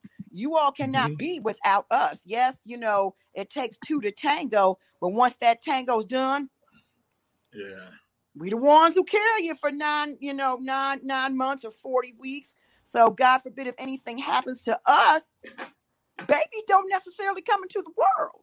And I'm not saying that just for people to like kiss my behind, but I'm just like, I don't understand the degradation, not only of Black and brown men, but especially of Black and brown women. I don't understand where this hatred comes from for women.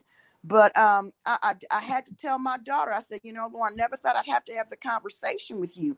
Granted, you're 16, you're a little older than when I had the conversation with Logan. But I tell Black and brown parents, you got to start the conversation with your girls. Early, yeah. You got to come You've through. Got to. Mark knows, because what I do, I take my daughters regularly on drives through all kinds of neighborhoods. I want them to see all kinds of people live in all kinds of neighborhoods. I take them through the hood, and I was like, just because we're in the hood, you got good people here that are trying to do the right thing. And then I take them through where like mansions are by the golf course. And I said, you got crooks and thieves and baby rapists and pedophiles right over here. I said, so you got to judge everything, because one thing about, being Afro-American in this society and being brown skin, Latino, or even Asian Americans, when you get pulled over or you're in a situation where you have to deal with the law, you don't have systemic racism to fall back on. No, all you got is your insurance card, your driver's license, and how you rep that, And again, I've had it happen to me a lot, and it's just bizarre how people, I had a cop pull me. I had an Uber passenger in my car driving, and the cop pulls me and says, "Hey, your taillight's out," But then he's looking all in the car. Then he looks in the back seat and like, "Oh, who's that?" And I was like, "I don't know who that is. I just picked him up." And then he realized that, "Oh, you're working." I was like, "Yes, I'm working." You know what I mean? And so he just needed an excuse to pull me, because he saw a big black man in the car. But, and then he says, "Oh, I'm sorry," whatever. And that was right here in Apex, one of the racist places down here in North Carolina. And I said, it's cool. But he said, get your taillight fixed. Like, "Oh, by the way," you know what I mean? And never said sorry. Like he never said, "I'm sorry." Never said, "Hey, I didn't realize it. Continue on doing a good service out here." You know what I mean? Because they think they don't have to. Yeah. And part of the reason why we're seeing, and we've always had over policing since the end of Reconstruction, basically since 1870. There's always been over policing of Black and brown people.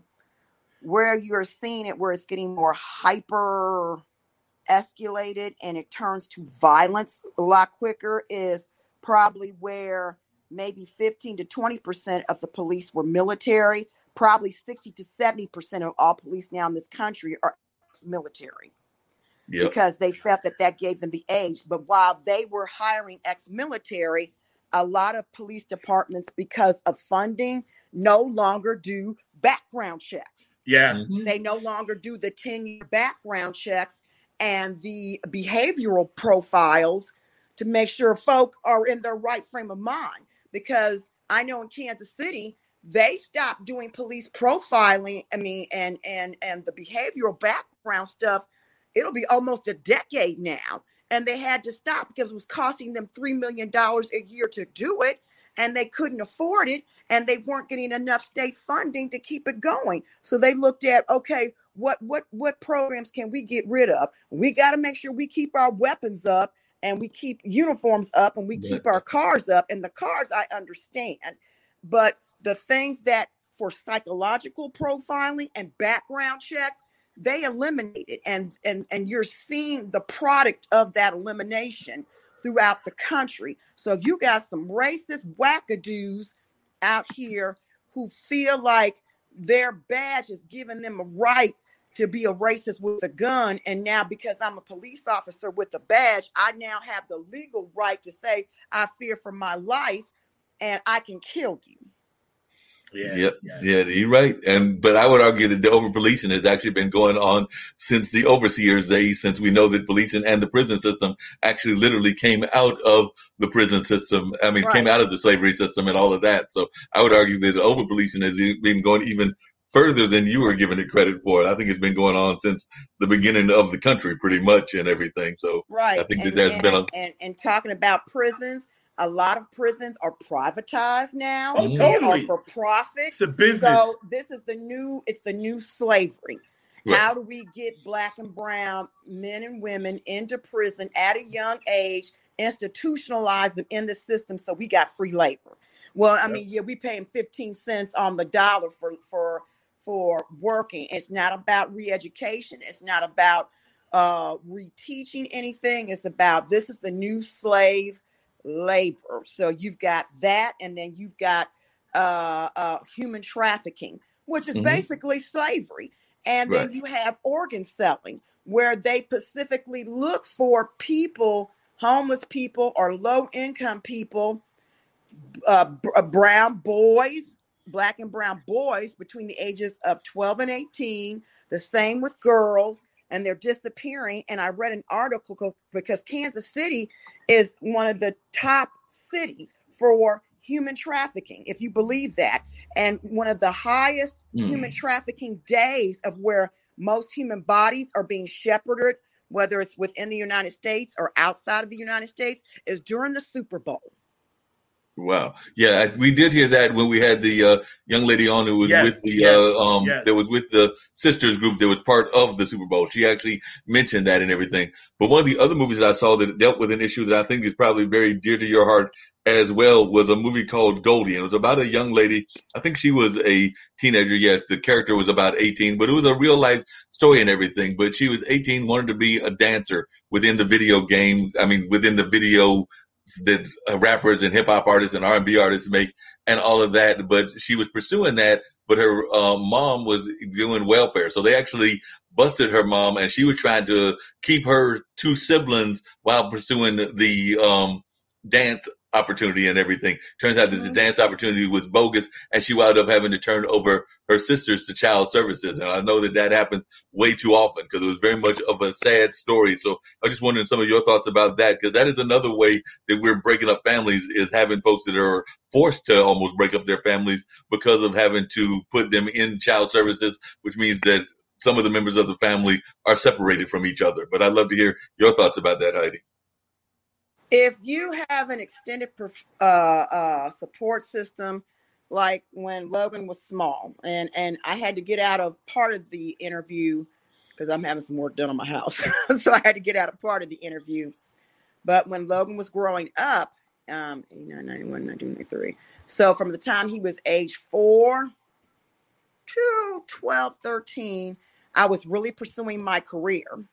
Skinhorn Artist Management Group. I was a management person at UPS. So basically, my parents helped me raise Logan. You know, they went to the things for Logan and all the other little things that, you know, small children do, because I was pursuing a career, you know, and so I had that support system where, you know, I was, when I wasn't home, he stayed at my dad's house. He stayed at my mom's house. I was living with my mom so I could have that support system. So I encourage people to get a good support system, whether it's family, whether it's people in the neighborhood, because family isn't always blood. Yeah.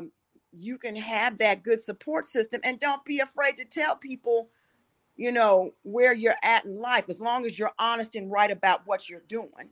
And you ain't out here hustling and hoeing and pimping and drugging and all that kind of stuff, as long as you out here trying to better yourself. Because I tell people, when you better yourself, your family or those who are closest to you are automatically uplifted when you're uplifted. Right. So keep those support networks. And now that my parents are gone, you know, my dad's been gone for a long time, my mother for just 2 years, I've become like the matriarch of my family. So it's me, my sister, her kids, grandkids, my son, my daughter.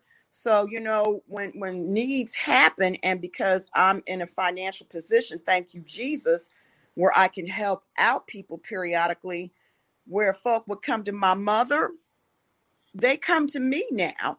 And I'm blessed and fortunate that my parents and my cousins' parents, they instilled in us the concept of the support system, and No, knowing definitely. that we all falter, we all backslide, whether it's our fault or to no fault of our own.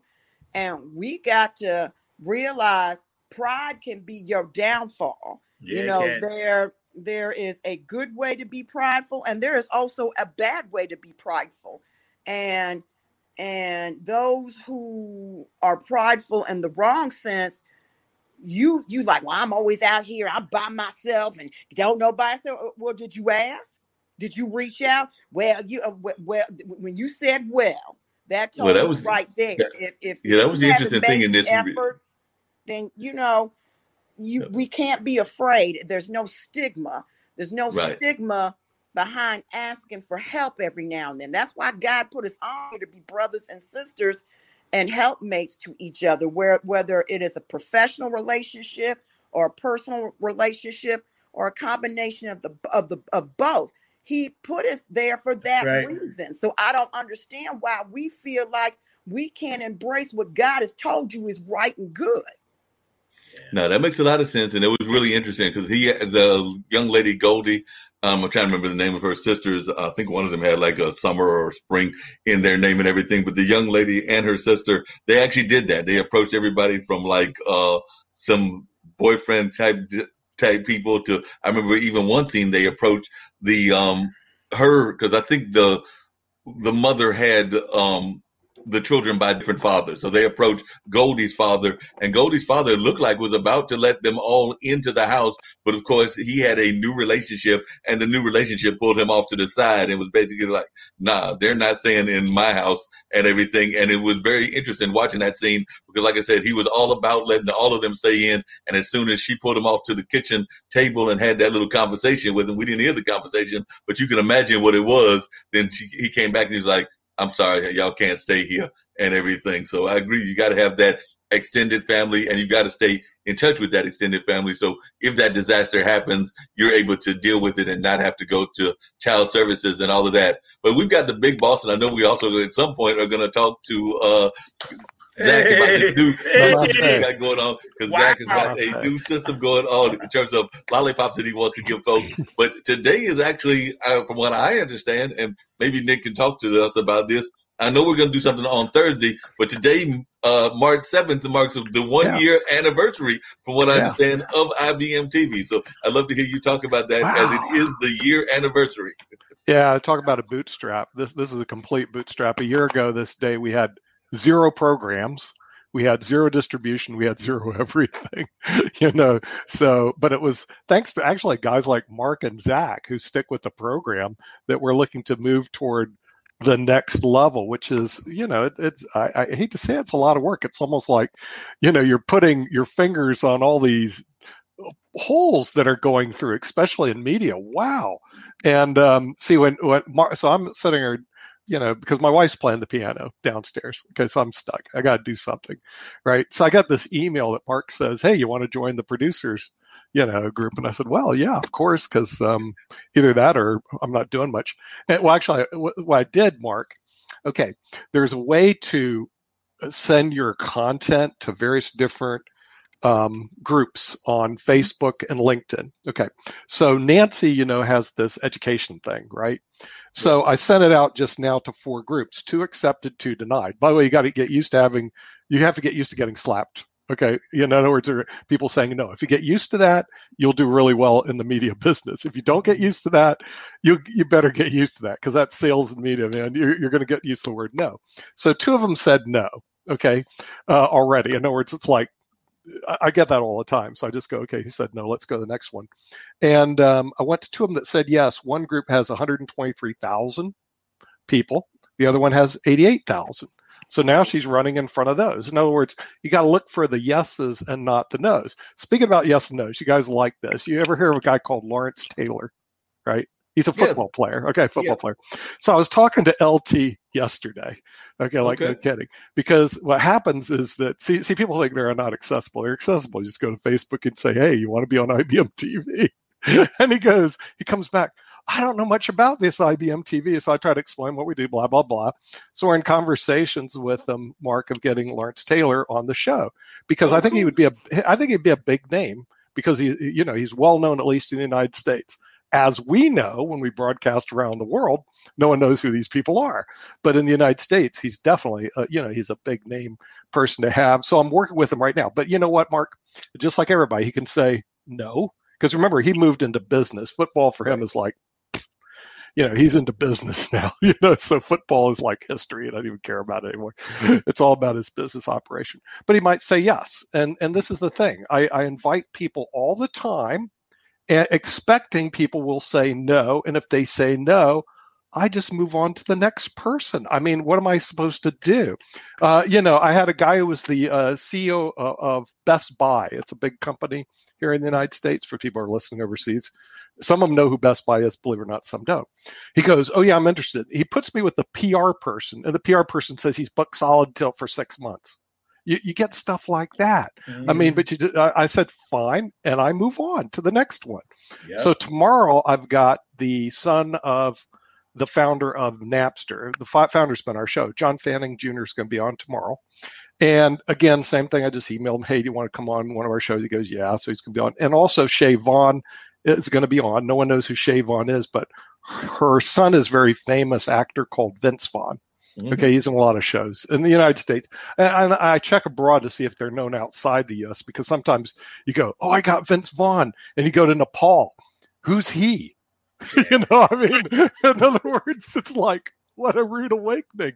In other words, Mark, as the world expands, you get these people that go, well, this is America. And you really know you're an American when you go overseas. Because now, I hate to say it, you're just an American. I mean, it's just another American and all of that. By the way, Zack has come up with a new concept he's going to do. So we're going to talk about this now. So Zack has come up with this new thing he's going to do on the Producers Roundtable, which is the lollipop system, where we're going to give these lollipops to people that have either done good or bad. So Zack, please explain to us the lollipop system and who's getting lollipops this week. Yeah. You know how people give you lemons and this and that, whatever, right? Yeah. So when this whole thing went down with the man getting on the plane and he's like, yeah, I'm just going to take my son, and I got my suitcase full of stuff, but I'm just doing this for my son with, down the situation in Texas. I don't like to call names. I'm not calling them out for that. But so I said, you know what? I said, we need to start rating some of our people in the news about good things that they do. Yeah, good things. Right. And about good things that they don't do. So last week, 2 weeks ago, he ended up with one, the lollipop system, the lollipop gill system on the round table is this. If you get one, that means that you're at the bottom. That's a 0. Okay. If you get 5, that means you've done something good. So this week, for those of y'all watching, our lollipop system, our number goes out to Joe Biden and Kamala Harris and all Republicans and Democrats that work together to get the stimulus checks done. So you guys have deserved and earned your 5 lollipops. 5 lollipops. You get 5. So make sure you get those stimulus checks to people that need them, because we need them. So to our government, finally, you get 5 lollipops. Wow. It goes out to you, all of you out there that help make this work. I am proud of you. Continue to do great things for us as a country. And then next week, we'll have another lollipop award. Wow. Yeah, I actually you're so right on that. You're so right on that. Do you want me to see if I can get a hold of Joe? Just a second. Yeah, 5 on Kamala. That. Hey, Kamala. 5 on that. 5 on that. But that was the best thing of that whole stimulus bill. I didn't care about a lot of it except that direct payments, Zack, because that makes a difference. That's the bottom up. All this other stuff, no one's going to feel the effect of it. It goes through all this bureaucracy. It'll be vaporized before you see anything. When they send the direct checks out, it don't vaporize. It goes right to the bank account. And it, frankly, Zack, it doesn't cost that much. Nuh-uh. The total budget was like 470 billion out of a $1.9 trillion budget. Okay, to give you an idea, that is not that expensive relative to what they spend up in D.C. And to me, it does the most good because it sends the direct check, the direct payment, rather than all this, oh, my Lord, you got to go through this PPE. Oh, we had such a hassle with it. You got to get a loan. No, it's a grant. Now it's a loan again. I mean, and you're spending all this time. It's like, forget it.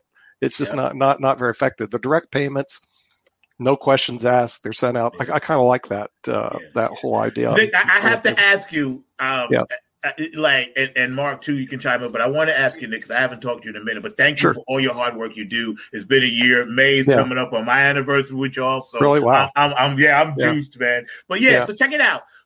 The elephant in the room, and Heidi, you too. The elephant in the room. Let's address that really quick. Vaccine, yay or nay? Yes. Well, yeah. I want to get mine. Okay, my wife's already had 2 shots, but she's older than I am. She's like in her 70s. I'm a 60-year-old pup, 60-plus-year-old pup. So I haven't got mine. But I do want the vaccine. Zach, I mean, I remember when I was a kid, they had polio. Yes. We had these polio vaccines. I know some people that had polio. It was really bad. They had MR. I mean, there was a lot of stuff you got when you were a kid that just was really bad. So what's wrong with taking the vaccine? I mean, I'm not traveling because of this. I'm looking to travel. I don't know, Zach, if you're in New York or you're down. I'm in North Carolina. Yeah, I'm here. North Carolina. Well, I was looking to actually go to New York. That's one of my favorite haunts to go to. But I can't really travel without the vaccine. Yeah. And then in the meantime, of course, I like to party. That's kind of my things too. But I'm not a good party person. Like I don't drink or smoke. So I'm a boring party person, but I like parties, if that makes any sense. Yeah. And the thing is, I think IBM TV would be great to have like a little get together at the Washington Duke, because I'm a member. I'm a member of the Y Duke Country Club. It's one of the clubs. That's right across the street from me. I live right across the street from I live on Irwin Road. I live by Duke University, right there. You're kidding me. Okay, the thing is, I was there yesterday. I got my shirt. See that? The Wall Duke shirt. That's a Duke right here. Okay, and the thing is, I was going, boy, this would be great to have a get together because we have a lot of IBMers and the IBM TVers in the Raleigh-Durham area. And once you're a member, you get to rent the room for free. In other words, you get a lot of stuff. But then I go, I can't even schedule it because of the coronavirus. In other words, I can't do that. So a lot of my plans are just grounded. Mine too. I rehearsed in New York because of that, and we can't get up there. But real quick, I just want to tell you that I was going to let Heidi answer about the vaccine. Yes. My mailman the other day, we're talking, and he's like, hey, you write any songs? I was like, I wrote some songs. He said, well, what do you do? I said, well, I've been doing some podcasts, on IBM TV. He said, oh, smart television. He said, I watch that. So my mailman, actually, that I don't know his name, but he comes, I see him every day, actually watching. And he says, yeah, smart television, IBM TV. He knew right away. So that's just something I wanted to tell you. Oh, that's great. Vaccine, yay and nay. Yeah. Heidi has to go, but Heidi, where do you live? Where are you from? I'm originally from Cincinnati, Ohio. Sure. I lived in Kansas City till just recently, and about 7. Has it been 8? March, April, May, June. Oh wow! Going on 9 months ago, I moved here to Round Rock, Texas, 22 minutes outside of Austin. Texas. Okay, you're in Texas. See, I would invite you to the party. You can come as soon as we have it in the Washington Duke, but it's Raleigh, and it's a little bit of a hike from Texas. I'm not sure how you do parties virtually and live. We're going to have to work on that. We've done some virtual stuff, like Zack has his radio show. A couple of my other artists, are doing their Facebook Live things and just trying to stay busy and stay relevant.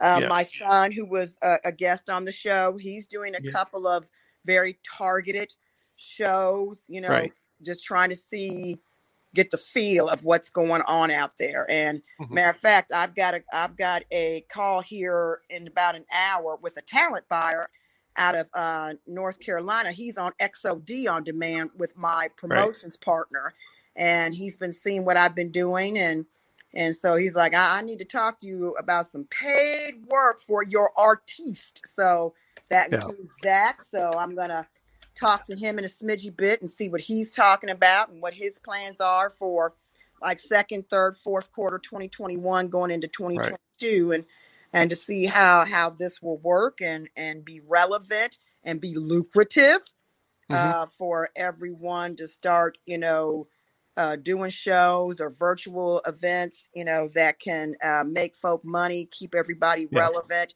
and get folk out there. Yeah, right. Yeah, I know. I understand that. And I like the word paid. I mean, I'm always into that type of stuff. And, so as we're getting along, we're trying to build content for our network. Okay, litter. It takes a long time to build content. Right. Then after we build content, we have to distribute. Of course, we worked all the distribution model. There's a lot of different ways you can distribute. Next year, I do plan on moving the whole network into Roku. But Roku's well known in the United States, but not outside. They've already purchased us twice to move over, but we just don't have enough programming really to move to Roku at this point in time. But we will probably by 2022.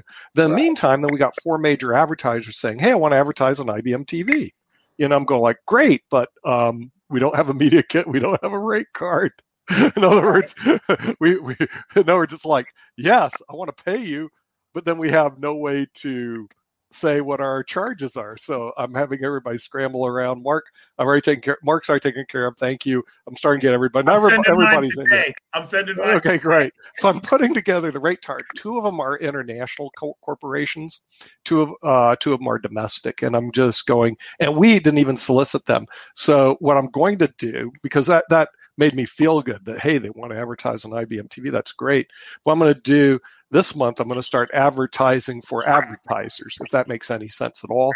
So by pushing our media and our media kit out on the market space, so we'll get some advertisers. I like advertisers because they pay. I don't like it because they disrupt your program. In other words, this program, you don't have any they'll pay us, we're down for it. And I don't think Zack have any problem. As a matter of fact, it's about monetization, how you can make money. Now, a word from our sponsor. Even though it's going to disrupt the whole flow of the program, just a minute, they pay the bills. Black. Right.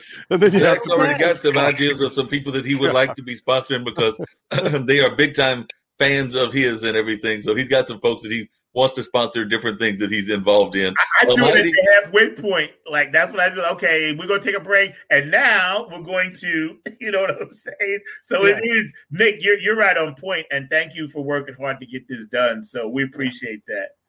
Yeah, we definitely appreciate it. I did want to bring it just really quickly because another one of friends of Zack's popped in as well, that being Brenda, and Brenda actually did pop in. So how's it going, Brenda? I see that you're there. She's the line dancing master and mistress and all of that. So definitely a line dancing Club Funketeer ambassador. Yes, Club Funketeer ambassador. Administrative Club Funketeer ambassador. That's right. She's in charge of running a lot of the things. Hi there. I'm on the skate side of promoting Bootsy's new music. So I'm putting the call out. If you're a skater, send me your video. We'd love to take a look at it and see how we can use it. Cool. Well, definitely, that's a great thing. We need some more skaters out there and everything. Who knows? Maybe even Nick is a skater. Nick, can you skate, and can you skate to music? Neither. I'm horrible at that stuff. I watch people do it. My wife can do it. And I say, look, and she even ice skates. I go, look, I can't do that. I've never done that. It's like, I've snow skied before. I fall down a lot. I mean, it's like not good for, it's very challenging. And as you get older, then you worry about breaking bones. I hate to say that, but you sit there, you worry about breaking stuff, so it becomes a little bit more diminished. Brenda, what city are you from? Where are you calling in from? Hey, I'm in Cincinnati, Ohio. Wow, Cincinnati again. Wow, okay. The culture here is really, in all of Ohio, is pretty deep. Yeah. I've been skating somewhere in the United States weekly since about 1973. Oh, wow. And okay. It's been nothing but fun each and every Now, are you roller skating or are you ice skating? Well, I learned how to ice skate first. Okay. And my father got a little concerned about us. He said, no, I'm going to teach you how to roller skate too. Okay. Right. Well, I grew up in Tampa, Florida, and ice skating was really not the thing there. Okay. Florida, Tampa, Florida didn't have any ice. What ice? No, but they probably did some roller skating in Tampa, along with the bicycling and a number of other things. So I'm sure there was some skating going on. There is. One of the things that I was curious about, and Zack and Brenda can answer this one, is this event that the Funk Ball, is it actually going to happen this year, and is it going to be a real one, or are we going virtual this time around? So I'm not 100% sure whether we're going virtual or real. So is it going to be a in-person? Well, Dr. George Darden, he just actually texted me. He was watching the earlier show. Out of DC, the Club Funketeers Ball, number 5 is supposed to be, and it kept having to get postponed. And that's all I really know right now. He's going to let me know. But as far as I know, the headliners are going to be Rodney Ski Curtis, some of the P-Funk All-Stars. I know Tony Cam, P-Funk All-Stars are going to be there. I know Shirley Clinton, she's going to be on the show. So, hopefully we'll be on the next one in 2022, Naphead Funk Army. But, I think I'm not really sure. But as far as I know, it might be later on in the summer. Brenda, have you heard anything? Not anything different from what you just said. So we're kind of in a holding pattern. Yeah, because... I wanted to go back to Tampa just for a little bit. I went to one of the best national skating events in Tampa. It was back in 25-degree weather in Cincinnati. Mm-hmm. Got off the plane, I'm in the shirt sleeves. I'm like, I'm not going back home. But Tampa has a great annual party, national party, as well as many other cities. But I had to smile when you mentioned Tampa. Yeah. It does have some good weather. And I don't know if you saw, Zack has this great show, Funk from the Front Seat. I just love that show. You know why I like it is because he reminds me of James Corden. I guess that's the guy's name. There's some other guy on television a lot who sings from the front seat of a car. Is like his big thing. So I was thinking I'll go chase James Corden down and see if I can get him to get on Zack's show. I love that. The two funksters. I just got to go find them. And like I said, I chase these people all the time. I'm like, chasing them on LinkedIn. That's what I do as well. It's a great way to chase folks down. Zack will tell you I'll sometimes come by, since we don't live that far from each other, and tell him that I grabbed somebody or another, and he'll be like, well, where'd you find them at? I'll be like, I found them on LinkedIn, and just send him a note. And he'll be like, why not? I mean, that's what I do. I just got to chase them down. Some are harder than others to get. It's just like like Nancy's show. I got her on 2 places that have over. One has 80,000, one has 100,000, and 2 of them, one that has 200,000 said no, and 88 no. But the way I look no means not right now. I don't ever look. Yeah, that's what that means. I go, we'll just try back later. I'll try. Yeah, call back later. Okay, right. And I don't mind calling back later. I just take the yeses. But I know James Corden does a lot of music in front seat stuff. So I see Zack's show. It reminds me so much. The funk from the front seat is like his version. I think he's better than James Corden because he's more animated. But that's my own opinion. I'm very biased toward you, Zack. Thank you. I appreciate it because you guys gave me the start and allowed me to have that platform. Yeah. And I'm forever grateful, And that's a great show. Thank you. And it bleeds into this because we know the work that you guys do. We know how hard you work. And it is a year. Right, so that's something to be really proud of. For right. Well, I mean, you basically survive. I mean, some of it is like survival, and then some of it for me, because it's not stuff I do, is half the stuff that goes on I don't understand about all the technology that goes in just to making the show and distributing the show, and all the different mechanisms that goes through, and all the websites it tracks to, and all the stuff. I mean, it's when you look at it, you're kind of like, are you kidding me? Zack is the bomb. You have your fan club. He's the guy that does my website. Really? Yeah. Well, the thing is, like I said, that's one of my favorite shows. So, and part of the reason I watch IBM TV, some of the shows I like better than they have on regular TV. I'm sorry. It's just, I go over here to watch them because I go to the other television, not so exciting. Then this one, I got some exciting shows to go to. So, matter of fact, we've got a new show, I think, that just recently got added. I know Dr. Anthony has recently been added, but I think you also added a show that deals with kind of security and things of that nature. So, Nick, tell us a little bit about what Rex has got going on. I know he's got the same last name, but we're not related. Hey, Mark, if I knew what was going on our network, I don't know half the stuff that's going on. So I can only go what I understand, because there's a lot of people that work behind the scenes. I'm glad that they do, because from what I understand, he's doing a cyber talk show. Yes. And I think it's once a week right now on the IBM TV network. The whole area is pretty popular, cybersecurity and people breaking into cybersecurity and all that other stuff.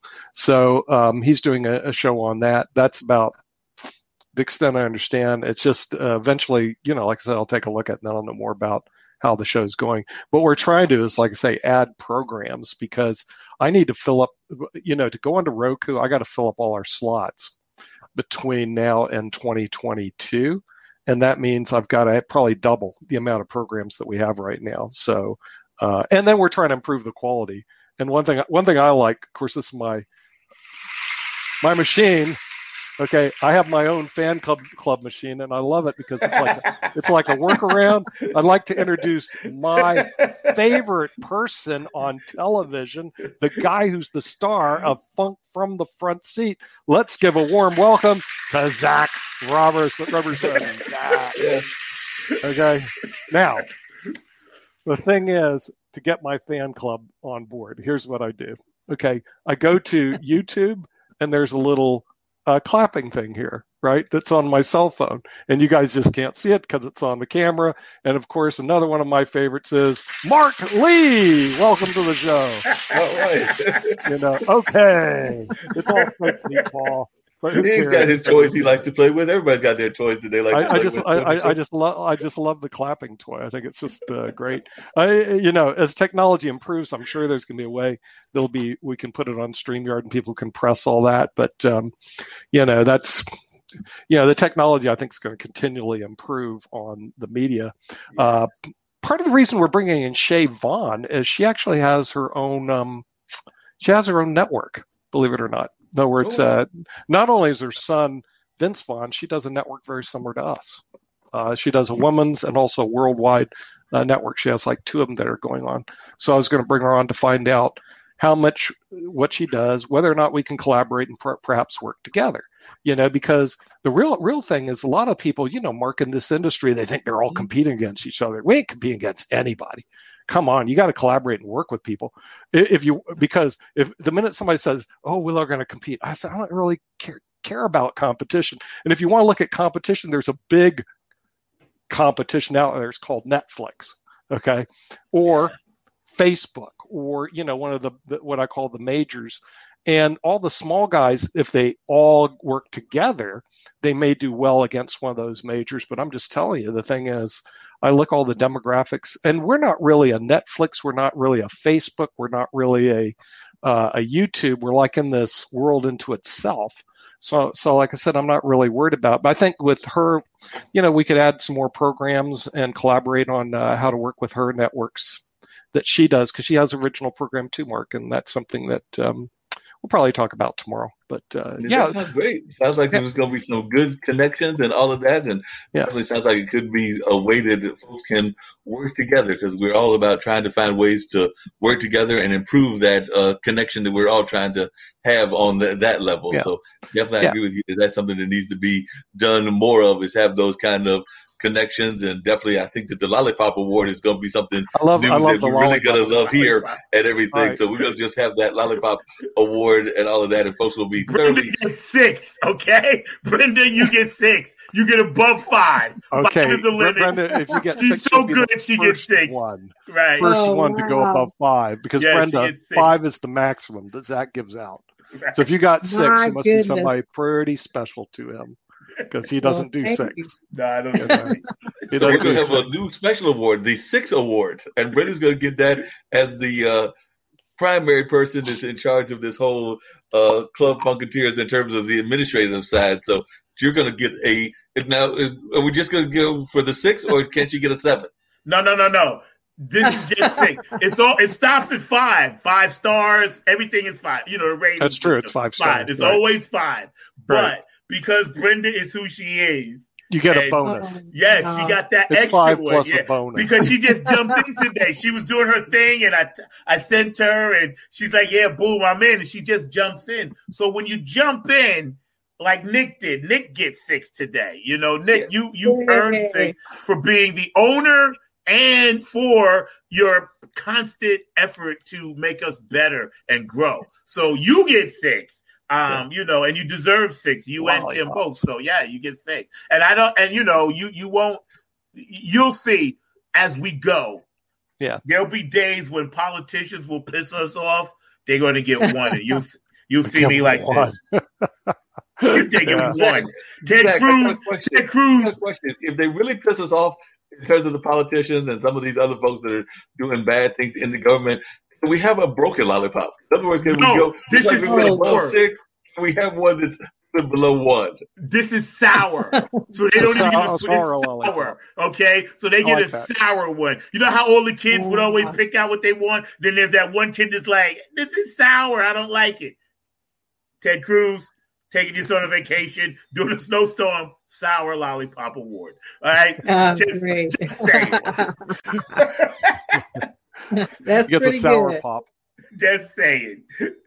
Mark, of course, you get 5. You know, I can't give you 6 because, you know, sometimes you be back there doing 5 shows at once. You know what I'm saying? Well, you know, I gotta be Superman. I'll be like an octopus. Gotta be Superman. He's an octopus.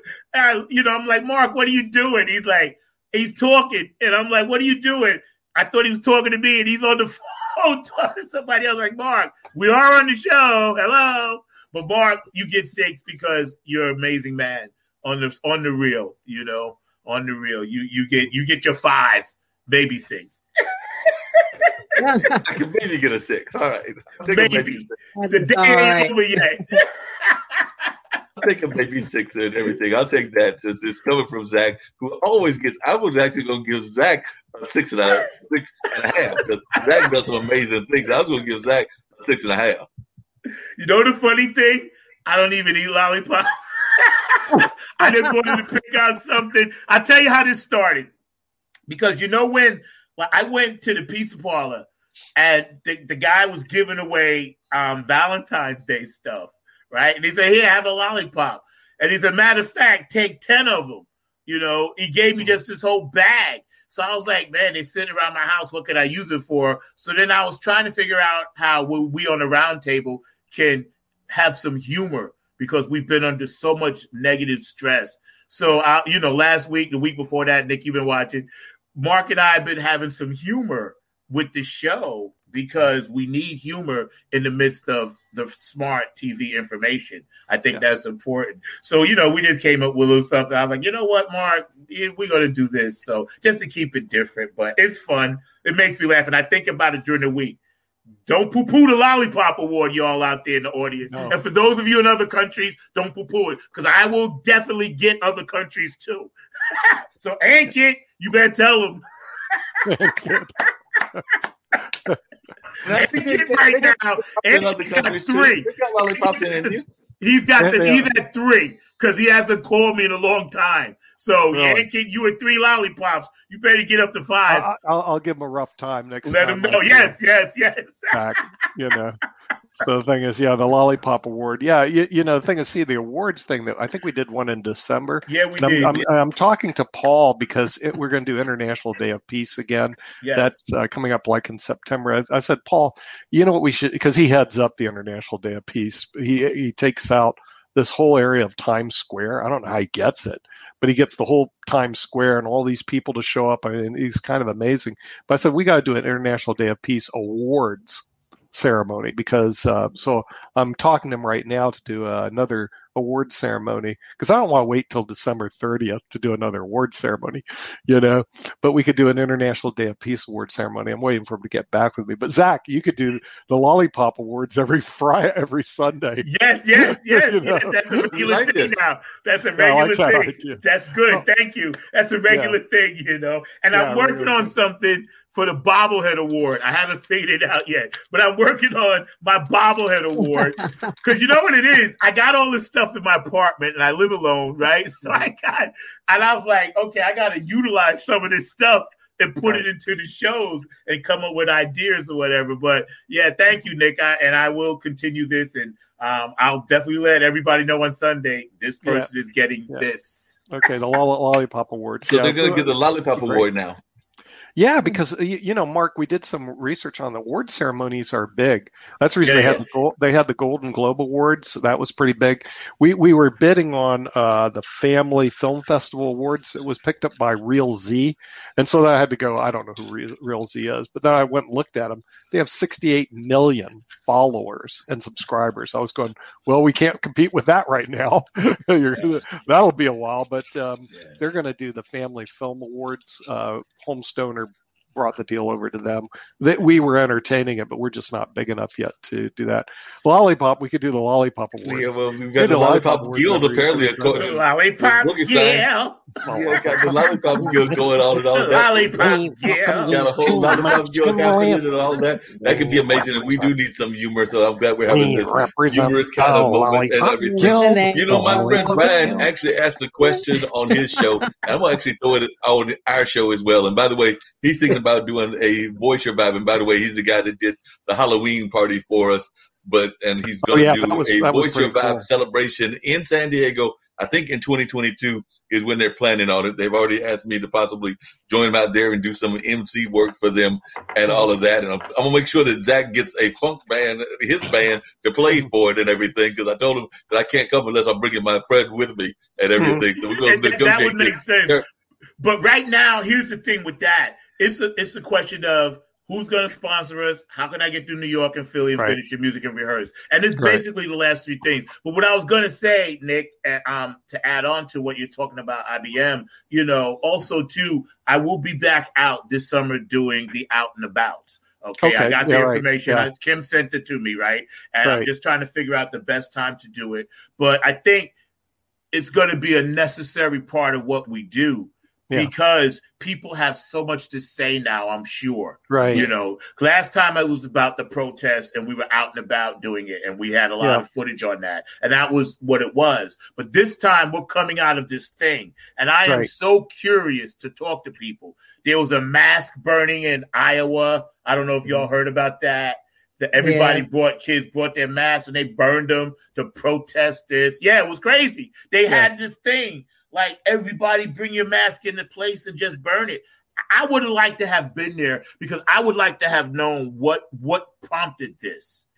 Right. Why did they do that? Does anybody know? They didn't realize the severity of this crazy flu. They just did it. And it's crazy. But out and about here, I'd like to get out and about and talk to some people and be like, hey, pro and con, I don't care what your opinion is. I just want information for our network. And I'm going to start that probably next month. Once it gets a little bit warmer, I'll be out and about. Once a week, I'll be out and about. So I like doing that. That was fun. Yeah, and Zack does a great job of the out and abouts, and I'm looking forward to hearing more of these out and abouts that Zack does because he does a masterful job of that. One of the things that I was going to come back to what Brian was asking and this is for everybody here. The question he asked was everybody's favorite cereal growing up and also their favorite cartoons. So I'm going to start with you, Brenda. What is your favorite cereal when you were growing up, and what was your favorite cartoon? Brenda? Did she freeze up? She might have frozen up. Oh. She might have. I'm not sure. Brenda, you there? Hi, Brenda. She might have froze. Probably. Not sure. It's possible. I'll pop her out. I'll pop her out and ask Zack and Nick. So, Nick, I'll start with you. You're the big boss. So, what was your favorite cereal growing up, and what was your favorite cartoon? I liked Life cereal. I used to eat Life cereal all the time when I was a kid for some reason. And the cartoon, well, that was Rocky the Squirrel and Bullwinkle.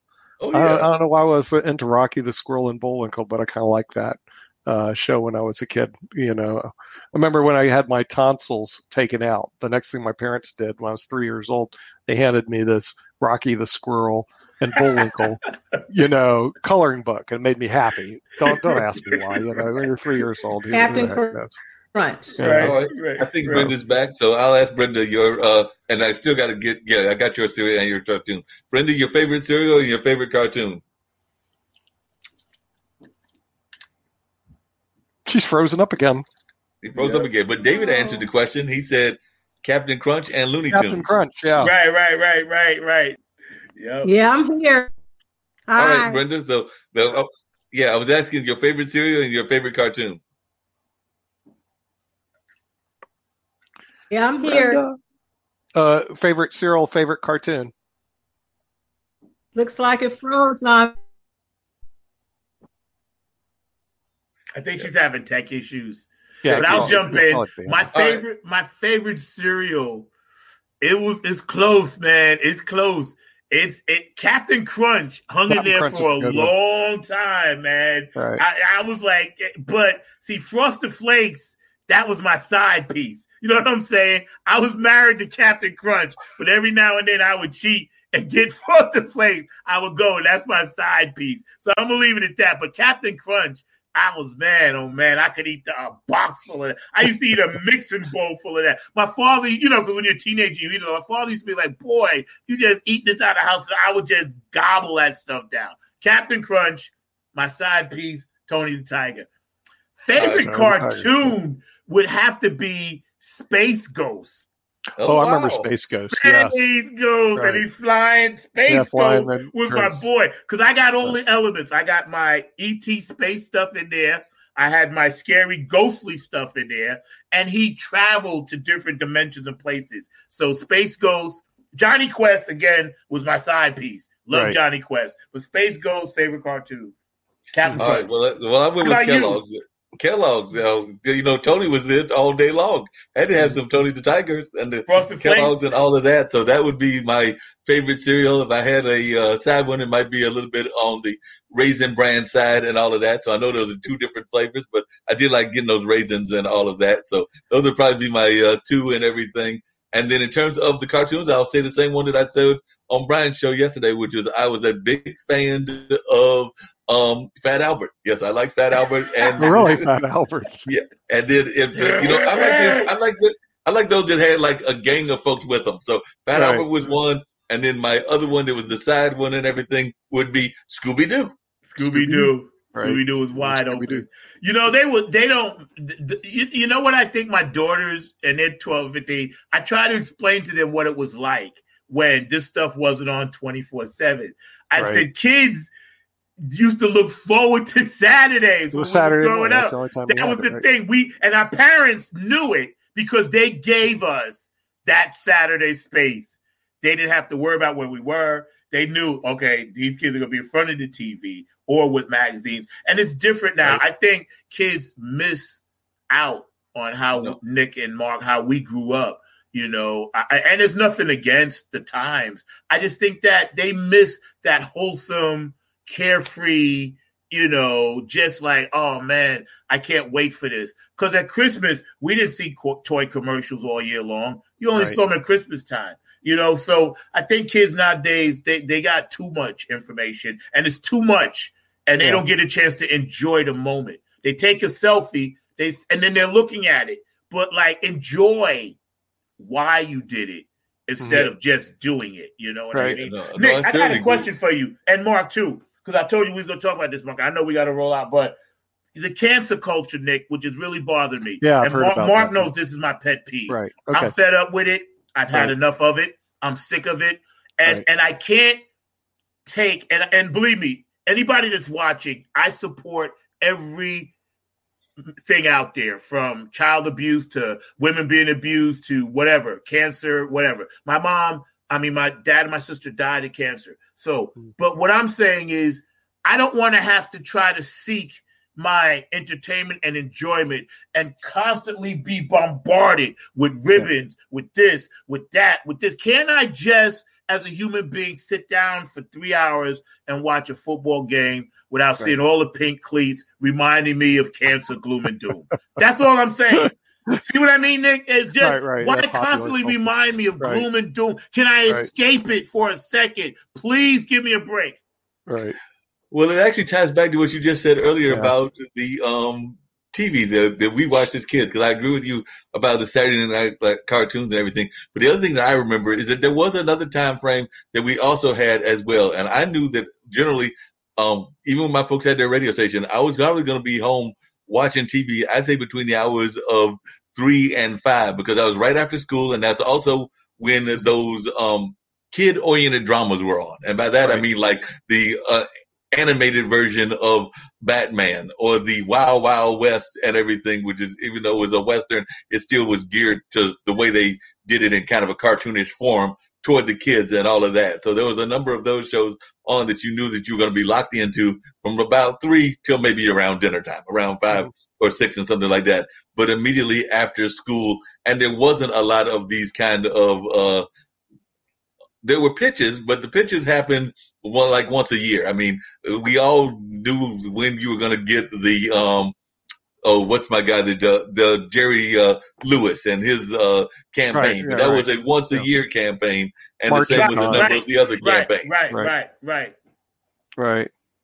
Yeah. And even UNCF was once a year. It wasn't done like you might get the ads a little bit during the course of the year, but the big event was once a year. So a lot of times they were. Yeah, and it's not that we're not aware. It's not that we don't care. But some of us just need a break. And I'm not saying, can I just please? Because there would be ribbons for this, ribbons for that, ribbon, right? But the ribbons ain't doing nothing. Let's do something, And I got a cup that I keep with bracelets and ribbons and all of this stuff, right? I keep it all because it means something to me. So anybody watching, you know me, I care about it. But sometimes I just want to watch the game. Right. That's all. Yeah. Can I just do that? You watch the game, yeah. Well, the thing is, I think we live in a world of change and fast change. One thing I remember when, of course, when television wasn't even running 24/7. I'd have to watch, and we're off the air at 6:00, and then from 6 till tomorrow morning at 6, there was no programming. And then everything I saw was in black and white. There was no color TV. And I remember when that thing came out. Things keep changing. And then the football was on CBS or NBC. Then Fox came in, got a contract. I don't know if you know what's happening right now. Amazon is buying the NFL contracts away from CBS, Fox, and everything. But remember, Zach, here's the thing that's going on. That's one reason I want to shift a lot of us to OTT programming, what we're doing. Here's the thing. The buying power, that collective buying power, like what Netflix has, their buying power is $12 billion. They allocate a certain amount of their income to purchasing content, $12 billion a year. To the point where they went to where, we run our program in Nigeria. They went to Nollywood and put out $100 million just to buy programming. Then they went out to South Korea for another $100 million. I mean, they allocate $100 millions like they allocate capital like there's just no tomorrow. So Amazon, who developed Amazon Prime, started their OTT. They've developed so much capital. They say, well, no problem. We're going to buy exclusively the NFL contract away from the majors. Wow. And that's what the majors are saying. Fox is going, CBS is going up because they're relying on advertising where Prime has OTT, they have advertising, they have sponsors, they just have a huge pocketbook. And so they're going to use, I call it financial muscle to basically, I know, Mark, just watch. But Nick, you're going to watch the NFL on I'm trying to figure this out because I'm thinking about the average person. If they've got TV, they have ABC, CBS, NBC. They've got the major networks. Yeah. I don't know that.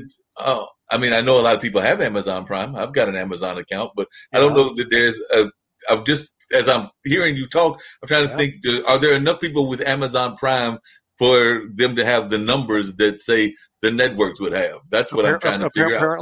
Well, remember, they have numbers, but they also have they have subscribers. Right. They just put out the new Coming to America. I know that. That's right. Get it on Netflix. They jumped over Netflix and got it. Right. And it just came out last night. Yeah, and see, the thing is, Amazon Prime and Netflix have big budgets to purchase programming. I mean, like I said, when I look at those, I go, who cares about all the small network? No one can compete against these two behemoths that have unbelievable amount of capital. But at the same time, even though they have a lot of capital, they can be very selective. There's a huge amount that we looked at, like in the movie industry. There's 3,000 film festivals, and most of the films, and these producers put their blood, their sweat, their toil, everything, putting together a great film. If they get rejected by the big three, they just spent a ton of money on a great film, but it doesn't ever get shown. It sits in the can, and there's literally, Zach, there's thousands of them out there. That's one reason we're starting a movie channel. It should be launching by October, that we acquire these movies and run a pay-per-view and give them a chance to monetize their movies because otherwise, what happens? They sit in the can.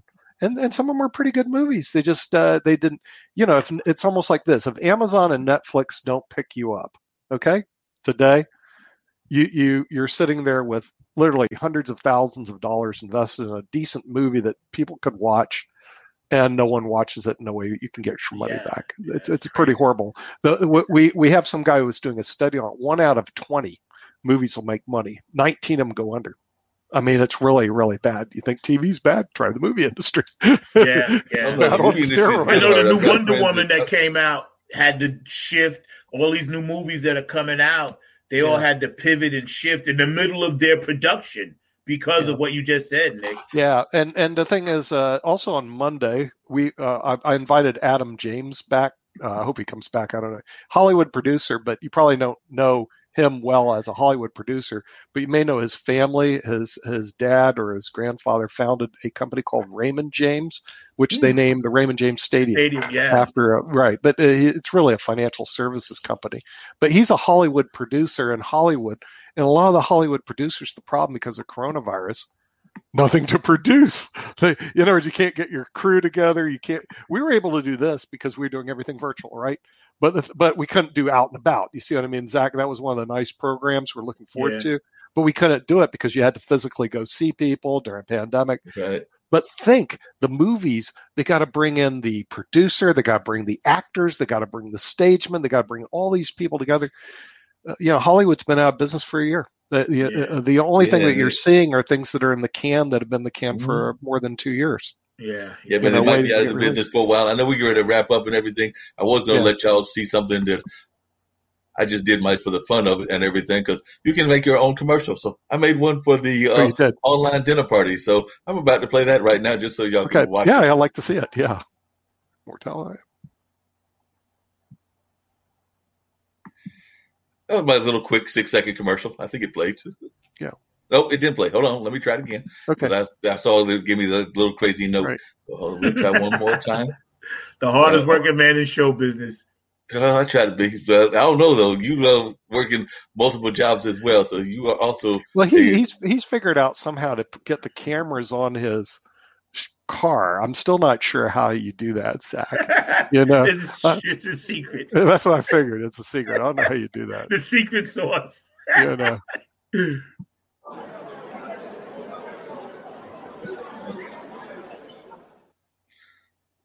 So that was just a little quick 6-second promo for the online dinner party. But there's people having an online dinner party, and there's text telling folks that they can watch me on the online dinner party. So that was our little quick commercial that I made myself on Wave. So like I said, I found a program called Wave and made it right there. So I'm experimenting, making my own little shows and everything. But there's a little quick online dinner party. I might try to make one for Zack as well. Okay. That'll work. I mean, see, that's part of the technology that I really just don't even know how to work. I just go, I know it's out there. Somehow it works. Gosh, there was the Mind Closet. I don't know if you saw the promo. Somebody did a great promo for Mind Closet. That was really great. It's a super commercial that Brother Mike did on that, and he's been having some great conversations and everything. Everybody from a sex addict to Mark, I don't know who did that commercial. Who produced it? I'll find out. I'll talk to Zack. I'll talk to Ann Kidder, find out who produced it. But I watched it the other day, and I was going like, "Wow, this is a great commercial." It was from Mind Closet, and that's one of our. It was running on LinkedIn. I go, "Hey, wait, that's one of our shows on the IBM TV network." Right. It was Mind Closet, and there's so much. That's what I'm saying. The technology, but you got to know how to work it. You got to find it, know how to work it. Stuff. It's just so much more amazing than it was. Well, I know Zach's got to get ready to get out of here. I've actually got to get ready to get some food. Okay. We got a great conversation. Brenda popped back. Hi, Brenda. I did see Brenda pop back in. Brenda, as we get ready to get out of here, I didn't know if you had any words of encouragement or words of positivity that you wanted to leave with folks, other than to get outside and maybe get some walking in this fine day, because I know that even while Zach's working, he's going to try to get some of this fresh air and all of that. Mm-hmm. So any words of positivity that you want to share? And I'll start with you, Brenda, since you keep popping in and out. So any words of positivity or encouragement that you want to share? Yes, I just, first of all, be grateful for every second. You never know when you're not going to be there that second. Try to encourage somebody else while you're uplifting yourself. Great thoughts. Definitely words that folks need to be living by on a regular basis. What about you, Nick? What is your thoughts of positivity and words of encouragement that you want to leave folks? I'm glad you said that, Mark, because there is power in the positive thinking, and having you and Zack on are definitely positive people. So with that, I don't have lollipops, but I bring my own fan club, and they do want to thank you very much for being on the IBM TV network. Well, we definitely appreciate being on the network. The network has definitely provided us an opportunity to give voice not just to ourselves, but to a lot of folks that are very important to us, because we've had a number of folks that I know, not just myself, but also Zack, have had the opportunity to share their viewpoints, their thoughts, and a lot of times it was folks that might not get that viewpoint heard at other networks. So definitely we appreciate you giving us the platform to offer it to others as well. So on that note, I'm going to turn it over to Zack and see what Zack's words of positivity are, and then I might come back with a closing thought or two. Well, my positive, first of all, Kim, get well. IBM TV family, love y'all as always, and all the guests and everybody that support the show around the world. Just know that we are a global society. We all come from the tribe of Earth. Okay, we're broken up into many tribes, but collectively, as Carl Sagan would say, the pale blue dot, we are a global society. We have to think globally now. We have to reach out and pull the next person up with us and not put people down. We don't want to rise by standing on the shoulders of others. So always be uplifting. Always try to encourage people no matter what it is. And always just keep peace and love in your heart and harmony. And stay in tune with Mother Nature, and she will take care of the rest. Namaste.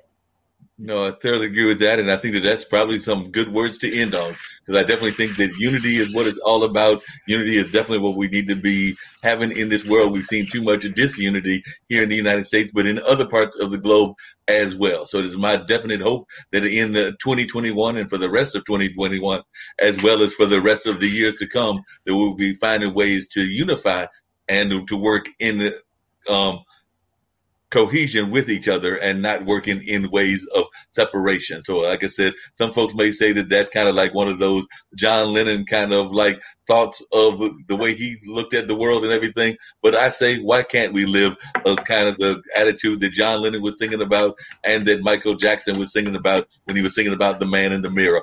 A lot of these songs, as Zack would tell you, have also told us about the ways that we should be living the world. So as we think about this, let's live according to what a lot of folks have told us we should be living. And a lot of these messages are coming to us from the world of entertainment, whether that's music, whether that's movies, whether that's plays, or whether that's a number of other things as well. So definitely, I think that this is, as Zack is saying, healing time. So let's get some real healing done at this time. And on that note, I'm going to see if I can't find that ambassador and that plane and get us on out of here, because that's usually how we end this show and everything. Wow. So I'm going to see if I can't find the ambassador and the plane. Means that I might have to change our backdrop and everything. Love you, Brenda. Love you, Nick. On another one of the pages. It might be. We're definitely going to have the ambassador come on as well. So there's the ambassador.